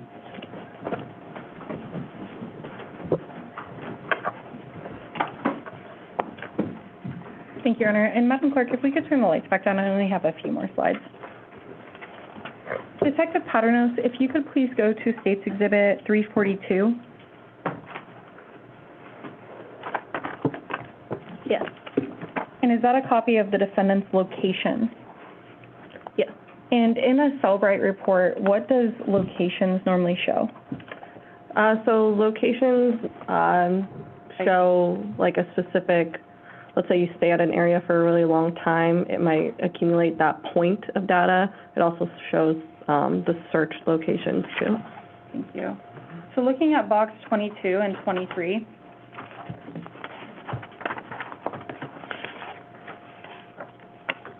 And we can begin with 23. Does this also go in reverse order? Yes. Thank you. What does 23 show? So 23 right here is the number, and then this is the location point, like the lat long. And then this is all the information on it. So looking for an animal hospital, the type was searched. The hospital was pet emergency treatment. The time was 8/6/2023, 8:38 a.m. Alaska Standard Time. And then this is the address of the pet emergency treatment, 2320 East Dowling Road. And the source was Apple Maps. Thank you. And what do we see in Exhibit 22? So 22, the number's right here. This is the latitude and longitude. The description was adult store. It was a searched. Castle Megastore was what was found. The time was 8/6/2023, 9:19 a.m. The address is 1851 East 5th Avenue in Anchorage, Alaska, and the source was Apple Maps.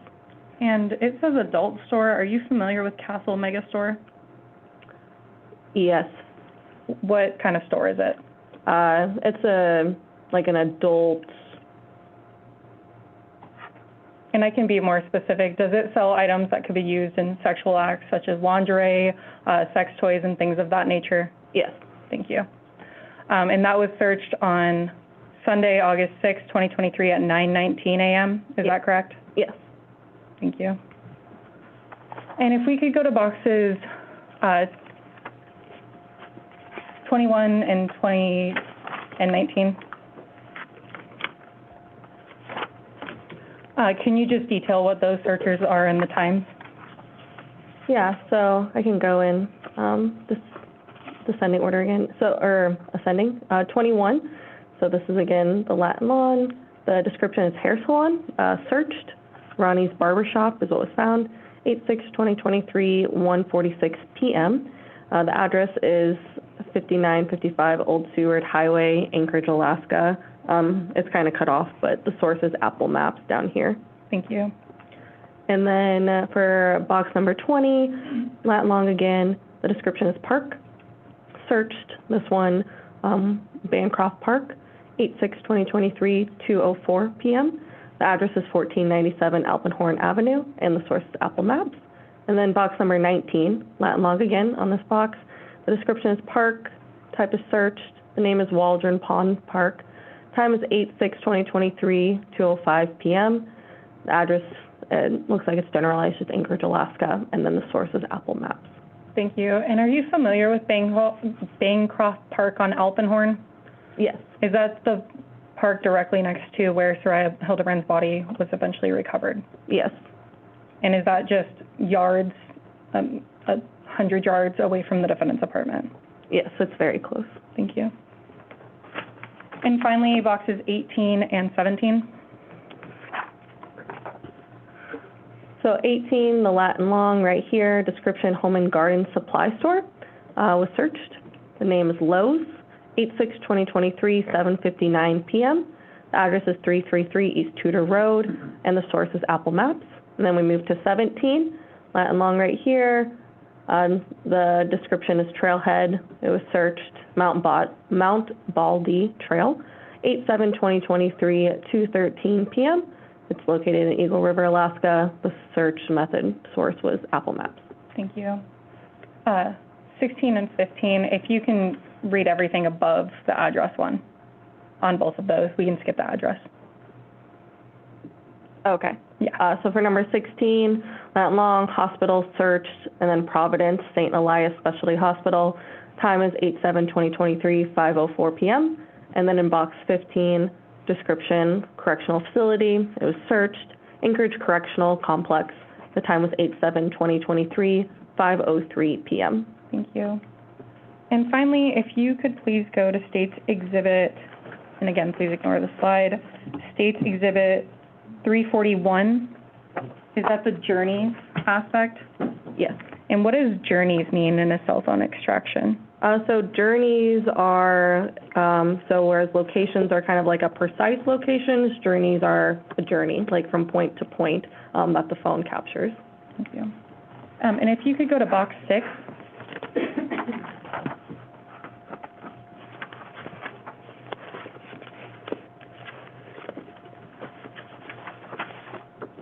Yes. And what does that show?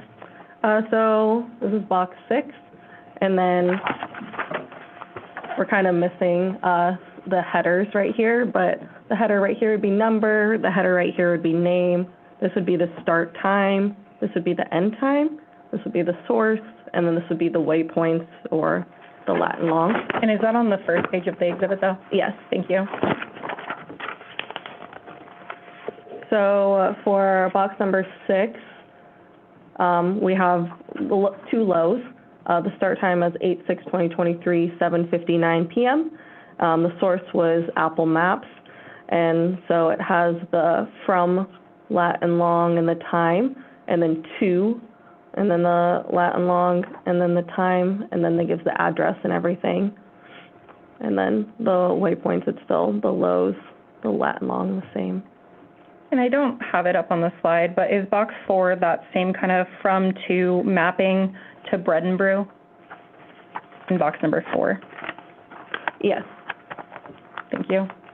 Did you want the times for that at all? Or? Yes, please. So for bread and brew, that column, oh, it's gone. The column that had the start time, it's 8/8/2023, 9:10 a.m.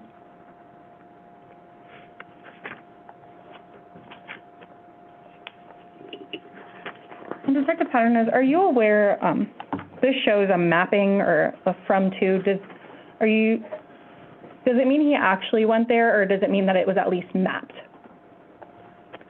I can go back to that, sorry. Go ahead.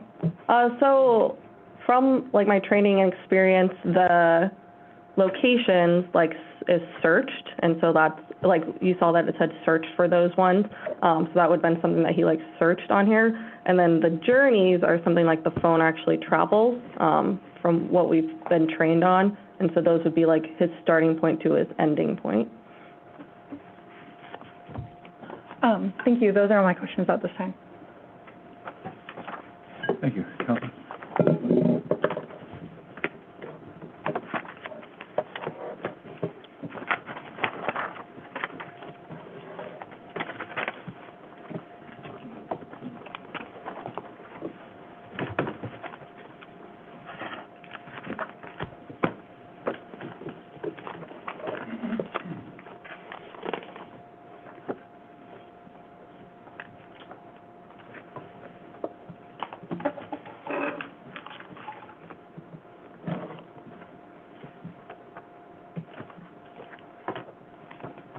Good afternoon, Detective Padranos, correct? Patternist, but yeah. Paternos. Yeah. Thank you. My name is Lacey Jane Brewster. I'm Mr. Hildabrand's attorney. To get started, I had some questions as far as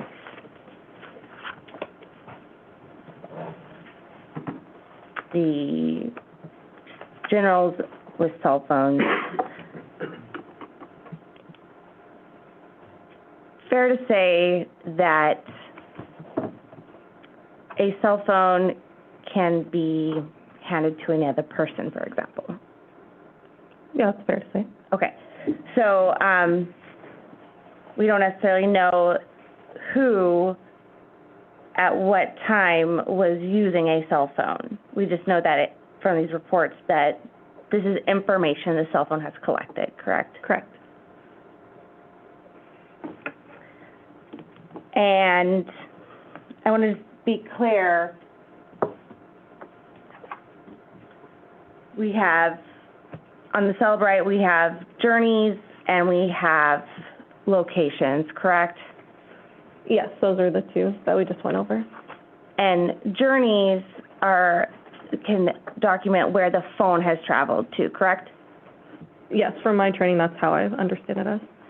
And then locations documents where the phone has searched a specific location in the maps function. Is that correct? So it can be searched. So I don't know if you noticed, but it said type and it said searched. Not all of the ones in the Cellbrite report say searched on type. So it could also be like the phone has been there so long that then it collects that as an actual location point. So there's actually one in the exhibit that doesn't say searched. It just has the time and the actual location of it. So that's collected from the phone as an actual location of the phone. So when the jury is looking through this Cellbrite report and the exhibits that have been presented, there's a difference between when the Cellbrite report says searched versus when it doesn't say anything, correct? Correct, yeah. So the ones that we went over were all searched, but when you guys look at this, you'll see some of them don't say searched, and that's kind of what I'm talking about. Thank you.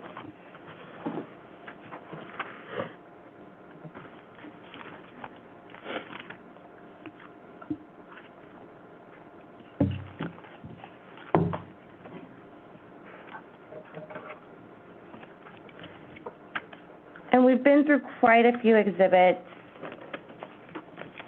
relating to the phones in these cases. So let's start with Exhibit 290.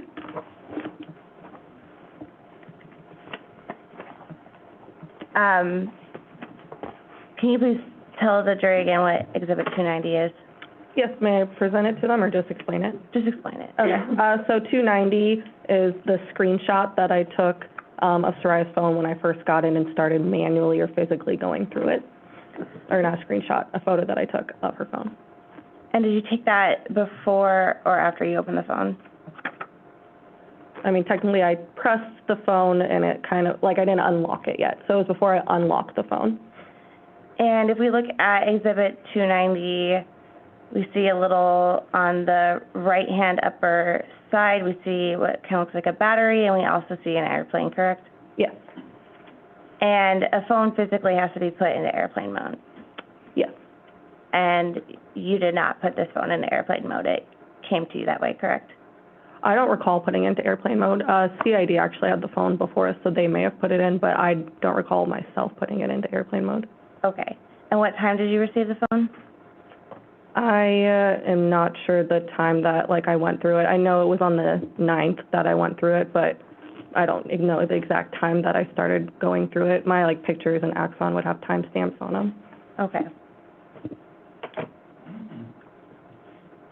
So when you received the phone, it was already in airplane mode?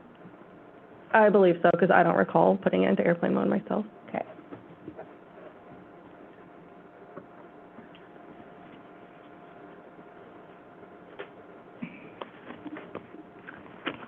Next, I want to direct you to Exhibit 294.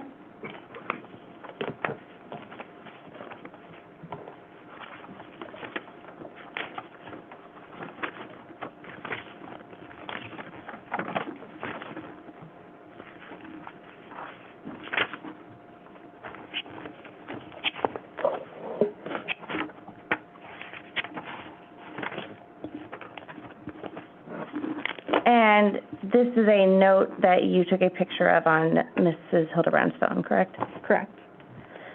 The date associated with that photo is what? 7/12/2023. 7/12/2023. And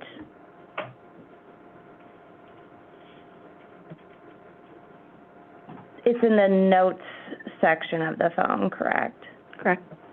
Can you tell the jury what the notes section of a phone is?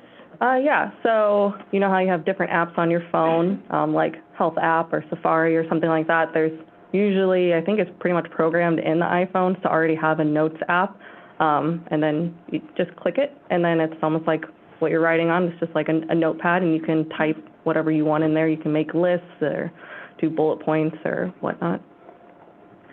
And you described this as notes of their relationship. Do you recall saying that?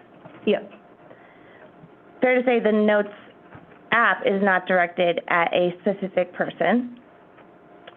There is no name mentioned in this particular one, yes. And again, this is a note that was placed on the phone by Mrs. Hildabrand. It was found on the phone. Okay. So we don't necessarily even know who made it? No. We don't know who this is directed at? There is no name on it. Yeah. And it's just something you found on the phone? Yes.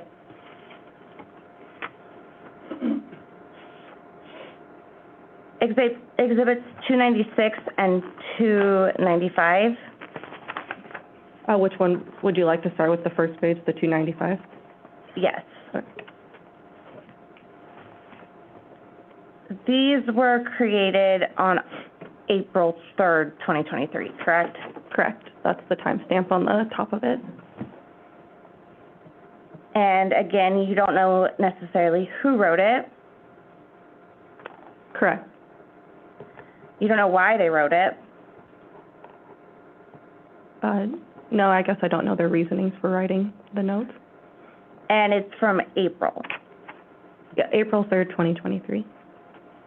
And how many months are between April and August? Oof, I think 4. 4 and 8, yeah.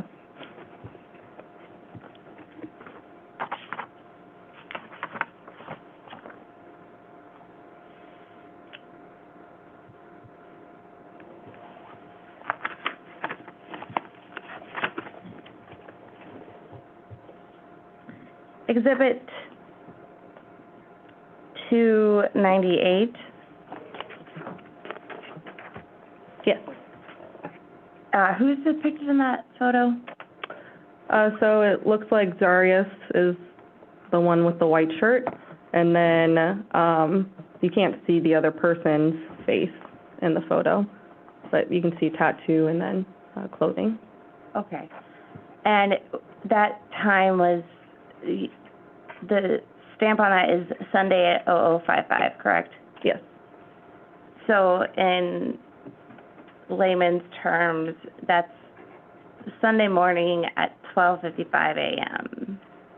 Yeah, 55 minutes after midnight.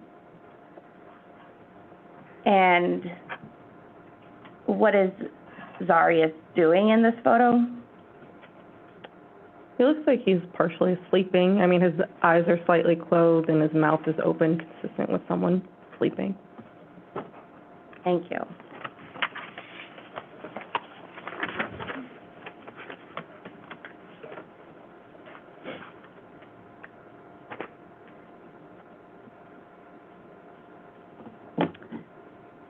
I want to talk next about Exhibit 300.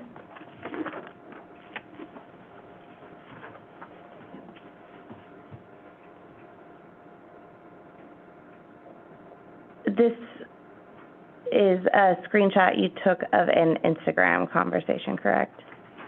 It's a photo of a screenshot, but yeah. So let's break that down. First is a photo of a phone, correct? Or yeah, photo of a photo that's on a phone. I took a photo of the photo that's on the phone. So there's a bunch of layers there, fair to say, of different layers of photos. So you start with a picture of your phone, correct? Like the picture I took with my phone? No, you're taking a picture of with your phone. Yes. And it's of another person's phone. Yes. And then on the phone is a picture, is another picture, correct? Yes. And did you get the metadata associated with the underlying picture? So that's what the Cellbrite has on it, and we kind of went through that earlier, where we can did the hyperlink to the photos that were found on the phone. Okay. Yeah. The conversation in the screenshot that's on the phone, you don't know what time that conversation took place, correct? No, I didn't have timestamps on it. This was all the available data. It's not like I could swipe it over to see the times or something, because it was a picture. You don't know the month it took place? No, I don't. The year it took place? No, I don't. You don't know who it's between? No, I don't.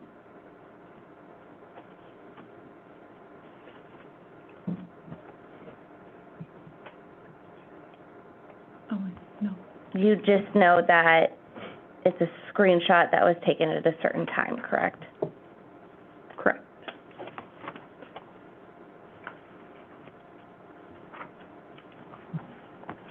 I want to talk a little bit more about Snapchat really quick. Okay. Do you use Snapchat? Yes. Snapchat doesn't save messages automatically, correct? You can change settings, just like you can change Instagram and Facebook settings to disappear right away or save indefinitely. And then we kind of talked about before, for the automatically portion, and then you can manually also save things like we talked about before, just tapping on it and it saves it. Okay. So generally with Snapchat, if someone sends a Snapchat, does it disappear after the person looks at it if you don't save it? It depends on the settings that you have. So kind of for Instagram, I have some chats that have disappearing messages, and then some that are saved. So it depends on what settings you put for Snapchat.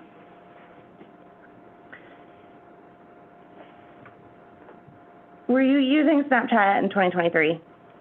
I'm sure I was. I've had it since 2017. And in 2023, what were the settings on Snapchat like? I'm not sure what they were. when Snapchat first started, was the idea behind Snapchat that the messages would disappear immediately unless the person saved them? I don't know the ideology of Snapchat when it first started. Okay. So I want to talk to you about these exhibits 301, these, and the other ones documenting what you've shown to be Snapchat photos, correct? Yeah.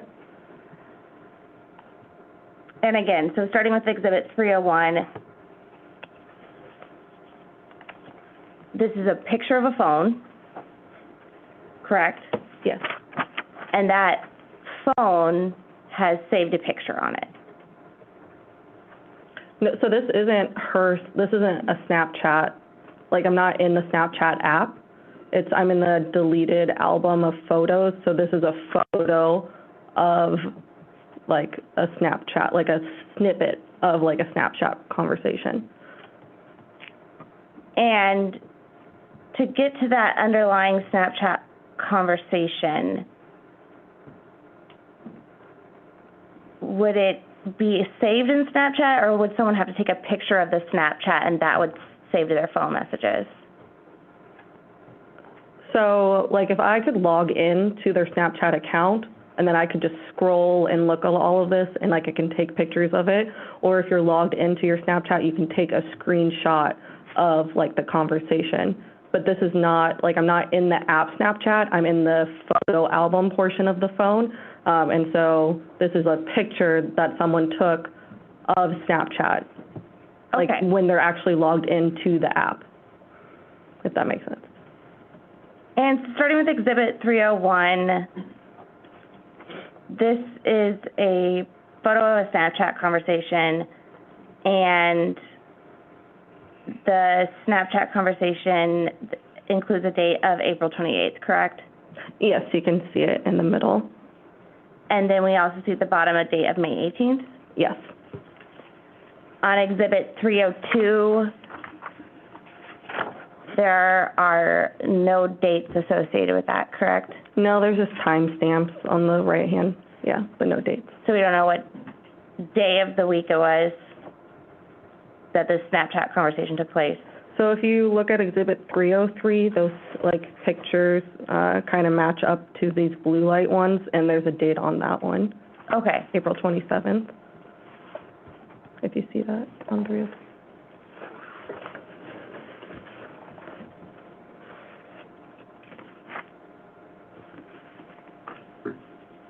And so you're saying 302 and 303 kind of match up as would be a continued stream of Snapchat conversations. It looks similar to me. I can't like confirm because I can't actually scroll through it, but you can see there's 2 photos at the bottom and 4 at the top that have that blue light setting, and it has the same exact pictures as the 2 on the bottom that line up with the 303 where it starts with April 27th, and even the time is 14:09, and then on 302, the next one that was sent by me, the time is 15:10.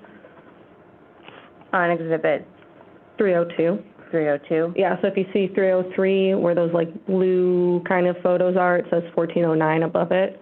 And then later on 302, like below those, so the next person that sent something, it was at 15:10. Okay. So again, this appears to be April, correct? Yeah, April 27th was the top of exhibit 303. And we don't know what year in April, fair to say? So kind of like what we went through with the, my prior testimony, there was, I guess, screenshots for that July one, but I guess the April one, there isn't the, like it says today was when the screenshots were taken. And let's talk about that today. It's exhibit 307.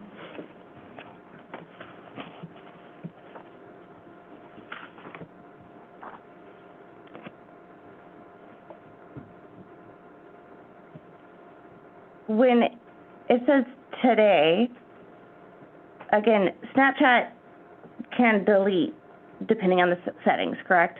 Yes. And you don't know what the settings were on this Snapchat account? No, I never logged into the Snapchat account. So directly underneath today, it says you took 6 screenshots of chats. Correct.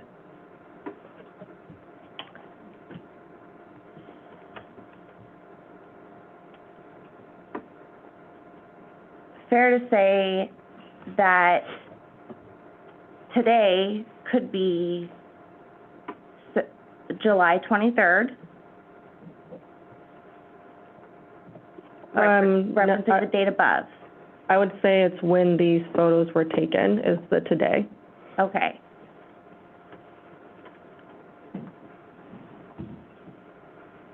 But that today could be July 23rd, correct? It could be July 24th, it could be July 25th, it could be July 26th, fair to say? The created dates on the Cellbrite had it as the August 6th. If you remember, these like corresponded to the Cellbrite report for creation dates, and they had them at like 2/18 and 2/24 on the 6th for creation dates for these photos being on the phone for Zarrius.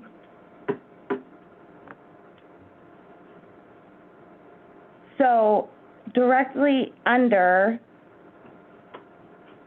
July 23rd is a message from me, correct? Yes. It says, huh? Yes. And the July 23rd, does that correspond to the message above or below? It's usually above. So like when you're texting too, it'll have like the new date. Like if you haven't texted someone in a while, it'll have like the date and then your messages below it. So we don't know, if I can approach the witness, Judge.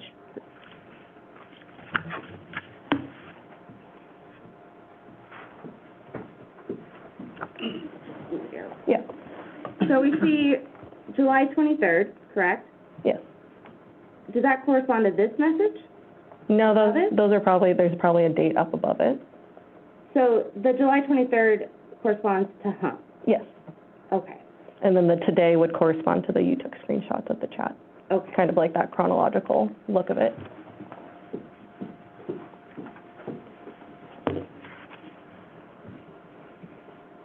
So again,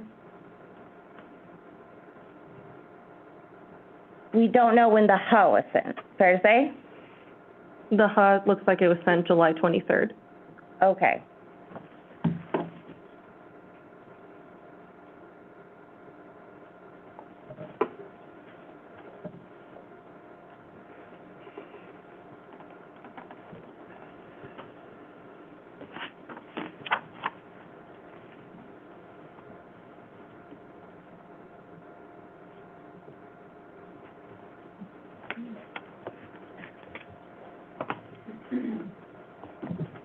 And the message above July 23rd, when was that sent? So I can't see it. Like I said, I can't like scroll. So I could try and line up the photos to see if like I did earlier with the blue light and trying to line them up and I can like estimate. But I can't like actually look.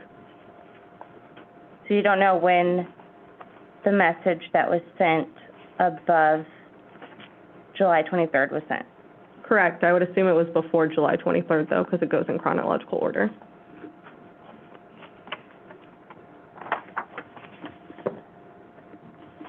So we see from Exhibit 301, messages in April, correct?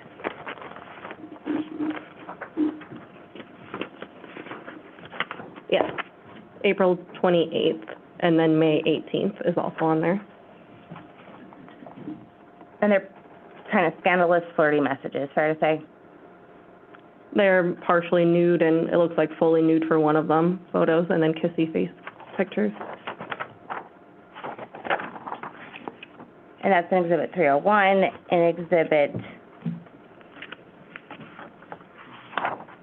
302, we don't know the month this was taken in. So 302 was kind of like we talked about before. It has that blue light images on it, and so I kind of lined them up, and then the date on Exhibit 303 was April 27th. That's just my, like, deductive reasoning that that corresponds, because the photos are the same. The message, the conversation is scrolling down. Sorry, I don't know which exhibits you are holding. 301 and 302. Oh, I thought you said 30. Oh, yeah. 303 would also be in there. So if you look at, it's 303 and 302. Okay. That I was talking about, the blue light. You can see at the bottom of 303 are those photos that match the top of 302. And 303 is in April? So put that one above that middle one. Okay, so, So the bottom one should be in the middle. okay. So 301 corresponds to 303, and then 303 corresponds to 302? Yeah, so 303 and 302, and 301 is probably underneath them, because these are April 27th, and then 301 is April 28th and May 18th, which comes after April 27th. And then 304, where would that correspond in this chain? Would it go above 303? So it's April 26th, so in between April 27th and April 28th. So with the exhibit, you would say in this chain of communication, 304 would have preceded 301. 301. Yeah, by the dates, yes. And then we have 305. What did you match that, which exhibit did you match that one to? What do you mean, which of With the these? timeline of these photos. Yeah, I mean, I didn't actually put them in timeline. I took them as what they were when we were investigating them, so I'm doing this with you now. But I don't see, like, obvious, like, pictures, like, you know, how 302 and 303 are. I don't see, like, obvious ones to, like, line it up. I just see the timestamps, the 1351, 1653, and 1655, so I can't really say where it would be in this timeline. Fair to say it says, "I'll fly you out in the summer." Yes. So it would probably not be in the summer when this message was sent. I don't know. Okay. Yeah, you could say, like, in the summer, I'll still fly you out in the summer. And then can you match 306 up in this chain? Does it correlate to any other So of it's the? April 24th. It's so. April 24th. Yeah. Okay. So it would be the first one? Yeah. It'd be before everything, so the very first one for what we have so far.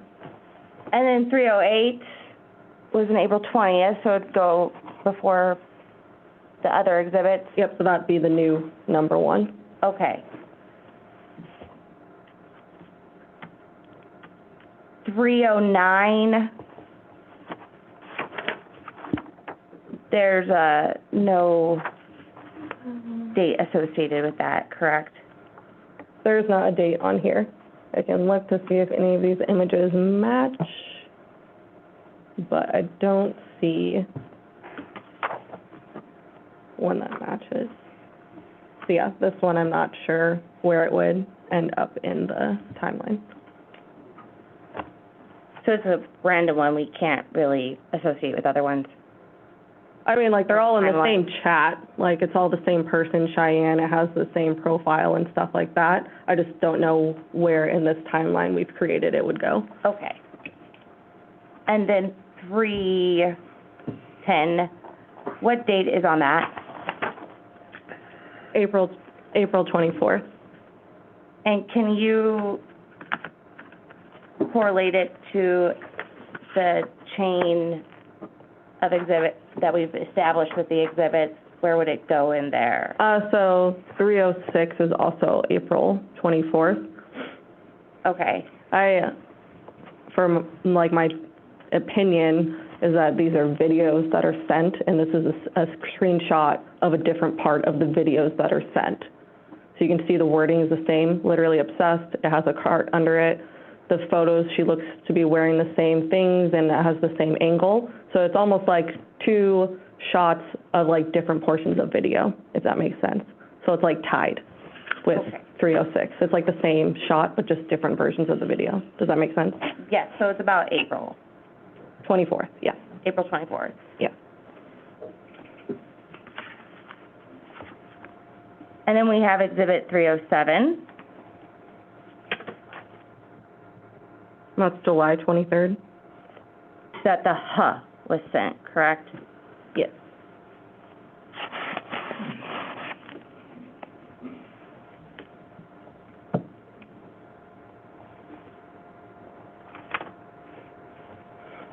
Okay. If I can approach again? Yes. I kind of have a mess. The timeline. Yes, I do. So let's start with your first one. Which exhibit is the first? 308, 308, and what day is that? April 21st. And then just, what would be the next exhibit? So, like I said before, I think 306 and 310 are the same, just different screenshots of the video, and those are April 24th. And the next?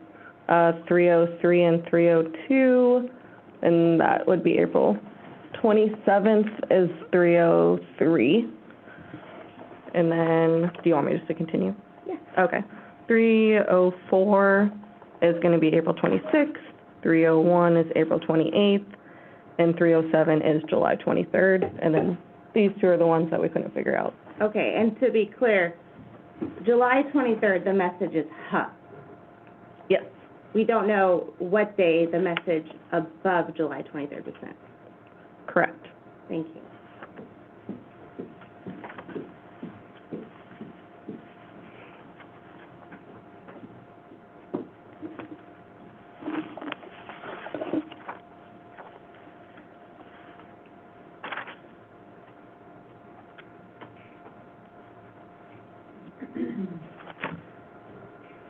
I do want to follow up a little bit more about just some of the other work that you've done, and you're welcome to put those away however you feel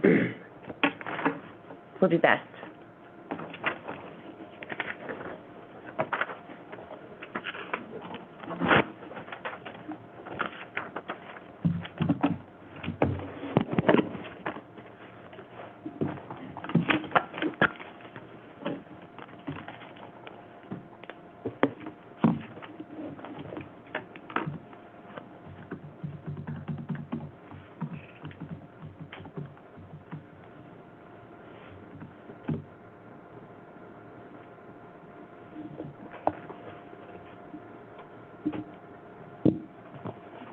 So you initially got involved in this case on August 9th, correct? Yes. Okay. And one of the things that you testified to previously was that you canvassed the apartment area of 5210 Mockingbird Drive. Is that correct? Yes. And you went to multiple apartments, correct? Yes. You went to apartment 110. Yes. And you left a card. Yes.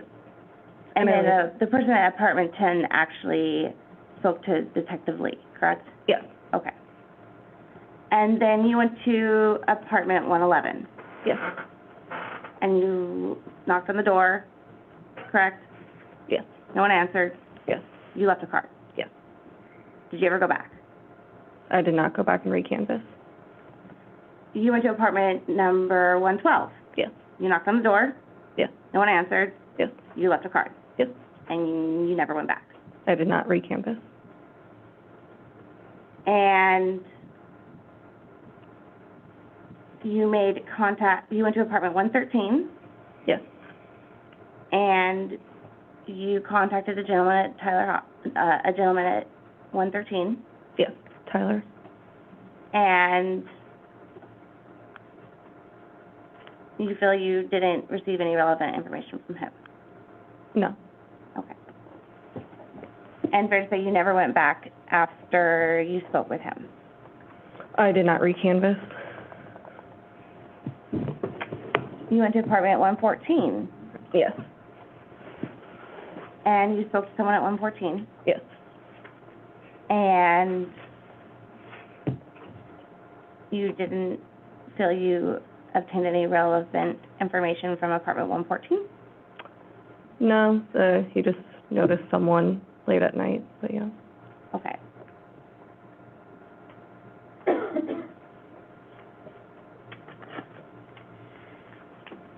You also went to apartment number 15, Yes,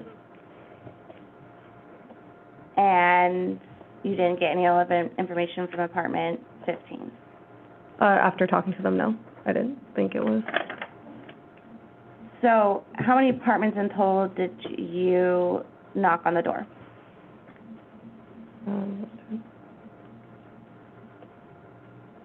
I believe 5. And, If I may recollect my. yes, Sorry, 6 of them.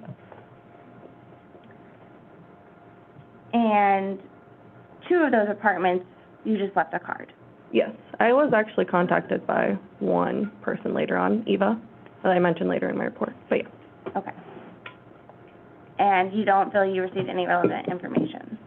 No. Okay. Thank you. Yeah. 1 second. Okay.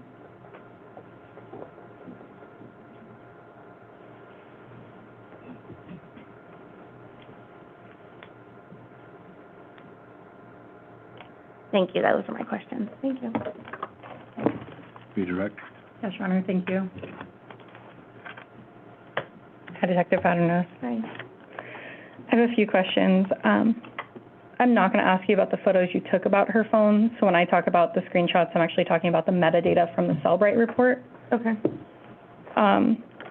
So all of those photos that were questioned about, those arrived on Soraya Hildabrand's phone at past 2 a.m. that morning, correct? Yes. Out of all those neighbors you talked to, you weren't the one that interviewed Taylor Engstrom, right? No. Are you aware that he called 911 on August 6th, 2023 at 2:46 in the morning and called in a gunshot across the courtyard? I did not know his name, but I knew about, it was called, we call him MIW, so misconduct involving a weapon. I did know about that. It was incident 83 that day. I did know about that incident, but I didn't know who called. Thank you. And then we talked about locations, about how some things were searched, and that's all outlined in the state's exhibit. Or if you spent a lot of time in one place, it could populate a location point. Yes. Would that have to be, would you get different location points if you were in the same cell tower?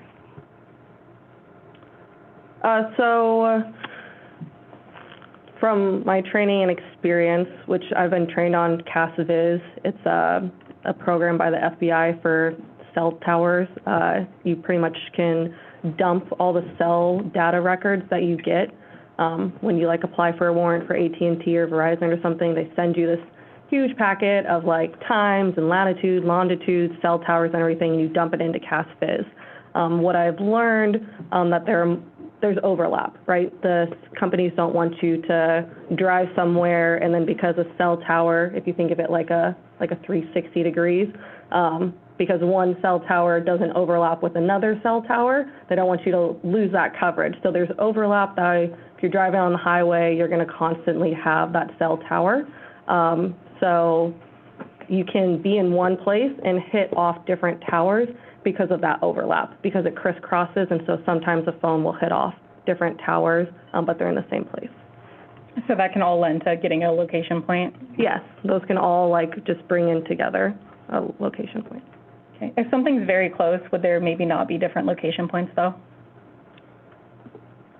Could you? Possibly not. Yeah, So if sorry, something's could you within, clarify? say, a couple hundred yards, would they maybe not populate different location points?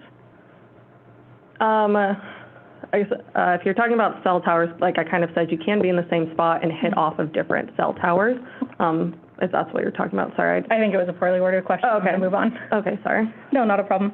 So you were asked about Snapchat's saved policy in 2023. Yes. However, were the photos here saved? Yes, like you can see that the like bar is thickened on the side, and that usually means saved, or it even says like saved on them too, so they were saved.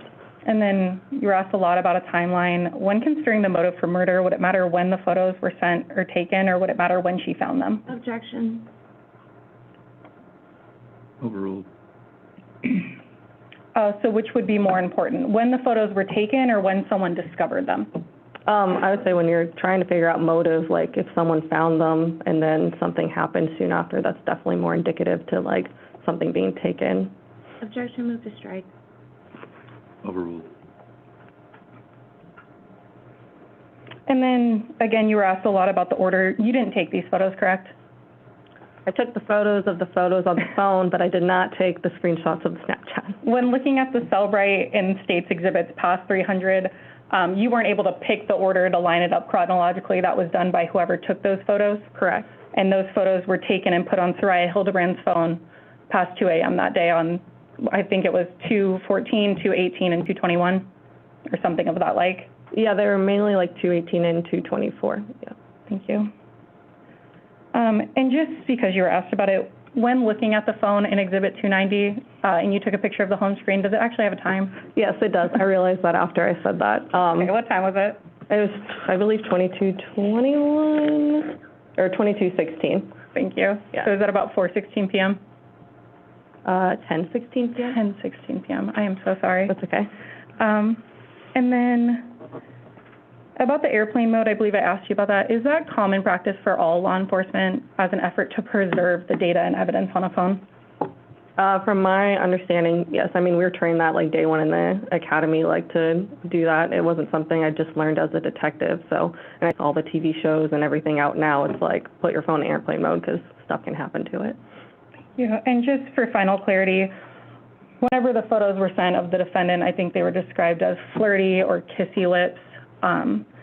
They were put on Zarrius Hildabrand's phone on August 6, 2023, that morning, approximately 20 minutes before that shot was called in by Taylor Engstrom. Yes, those screenshots were created. And then you didn't find those same photos on the defendant's phone, right? I did not. And I believe you previously testified if someone deletes the photo and then deletes it out of the trash can, it may never show up on a Cellbrite report because it's not on the phone, right? Correct. It's like that, like tracing of that photo is just completely disappeared because you delete it twice kind of thing. It's like you send things to the trash on your computer and then you empty your trash bin, then it's just gone. But you can see that on Zarrius Hildabrand's phone on August 8th at 11:30 a.m., deleted on her phone. Yes. And it's because that's how I was able to find them in her trash because they weren't deleted again from the trash.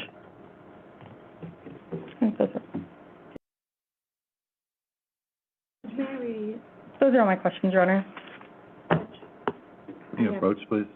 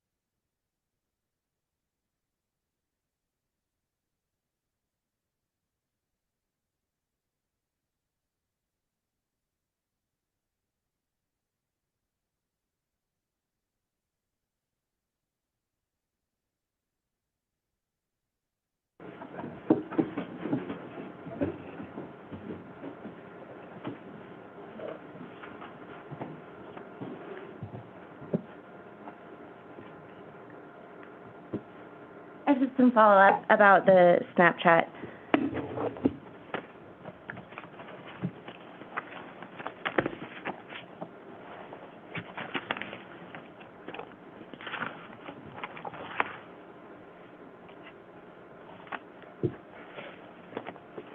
These Snapchat photos,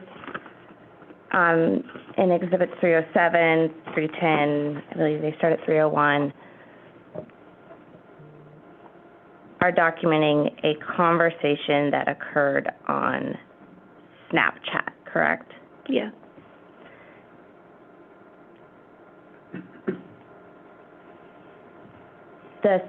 They're not screenshots. So they're photos of a Snapchat conversation. Yeah. And the Snapchat conversation data, where is that saved? That would be on the phone, Where? under the Snapchat app. Okay. And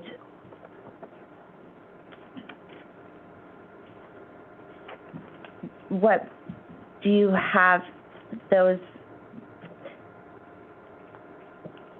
So it would be in the Celebrate report. It may be, but some things aren't saved completely, like in Snapchat, or, I mean, there could be calls that weren't on there, or pictures that weren't saved on the Snapchat might not be in there. Okay. So the Snapchat data might not be in the Celebrate report. I mean, it could be. We have seen, like in Zarrius' phone, I was able to see that there were calls with Marie on Snapchat, so there was that. But there were also, sometimes there were things that weren't on there that were in the Snapchat. But it might not have the photos on the Celebrate report. I don't recall, like, going through the Snapchat portion and seeing them in the Celebrate report, if that's what you're asking. Okay, so just because they're not in the Celebrate report, does that mean they don't exist? No, the Celebrate report may not have things within certain apps, kind of what I talked about before when I was explaining the Celebrate report. It might not extract everything. I'm sure Mike maybe explained to you like brute force and like different types of Celebrate reports that like give you all the data or partial data or something like that. I think like the Celebrate report may not be all inclusive of what is actually on the app when you go on the phone, which is like why I manually go through the phones, because then I can like click through and actually see what's on the app. And in this case, you reviewed Mr. Hildabrand's Celebrate. Yeah, and just his Celebrate, not a manual, yeah. Thank you. Counsel? Yes, Your Honor, briefly. I think there's some miscommunication, so I want to make this very clear. Are the photos that you took of Zarrius' phone with the Snapchat stuff, those are photos of the photos that were later admitted, right? Yes, so like the other exhibits like 325 and 327, those are actually extracted from the Celebrate report. The ones like 310 and so forth are ones that I did manually. So there's a difference between like manually going through a phone, like physically having the phone and going through it, and then a Celebrate report, which is that they plug it in, they download it, and then I get a PDF that I go through. So in complete clarity, the exhibits of the photos on her phone are no different than the exhibits that are taken from the Celebrate report that were on her phone. I was trying to do that. I was trying to like Yeah. line up like 310 is the same as 325 and so forth, so you could be able to. So again, you're not Snapchat. Those are the photos that Soraya took on her phone that day, or whoever was using Soraya's phone. Correct. Those are the photos that were created, like the 218 and 224 timeline that I told you about earlier. And is Snapchat a well-known encrypted app that can be difficult to get things off of sometimes? Yes, most apps are nowadays, but yes, Snapchat can be. And then you testified the phone dump may not get everything, so if someone were to like airdrop something, there could not be a recording because that's not a message, right? I'm not sure how airdrop shows on a Celebrate report, but I mean, it could be possible. But final question, when you were going through her phone in the phone dump, you were focusing around the time of this incident? Yes, that was my main focus, was the days leading up, the day it happened, the days after. And a lot of questions, but final recollection here is that Soraya Hildabrand, or whoever was on Soraya Hildabrand's phone, discovered and created those photos on her phone the early morning hours of August 6th, so they got on her phone at that time. Yeah, the phones were created on her phone, per the Celebrate report. So in your review does it seem like she discovered those photos and they got on her phone based on all the questions you had about screenshots, but that's when they were likely discovered? Yeah, those were likely when they were created on her phone, was when she, like, saw them or had them on her phone. Anything else? No. Those are all my questions. Thank you. All right, it's 1:16. Is this a good stopping point, or do you have anything else today? It's a good stopping point, Judge. Okay. You have a few days off here. We have no trials tomorrow, holiday weekend. I hope you all have a chance to get out and enjoy it. Hopefully this weather will hold for us. Do not do any research on this case, pay any attention to any of the media, or discuss the case with anyone. We'll have you back here on Monday at 8:30. I am told that we are still on track to get this case to you next week for you folks to. All right. Thank you all. Have a good weekend.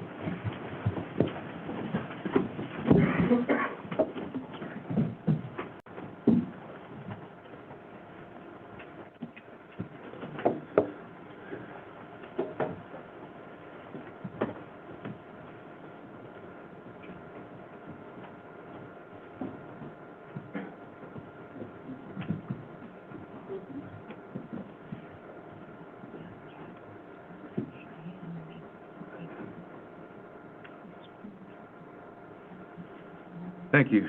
Please be seated. Anything to take up?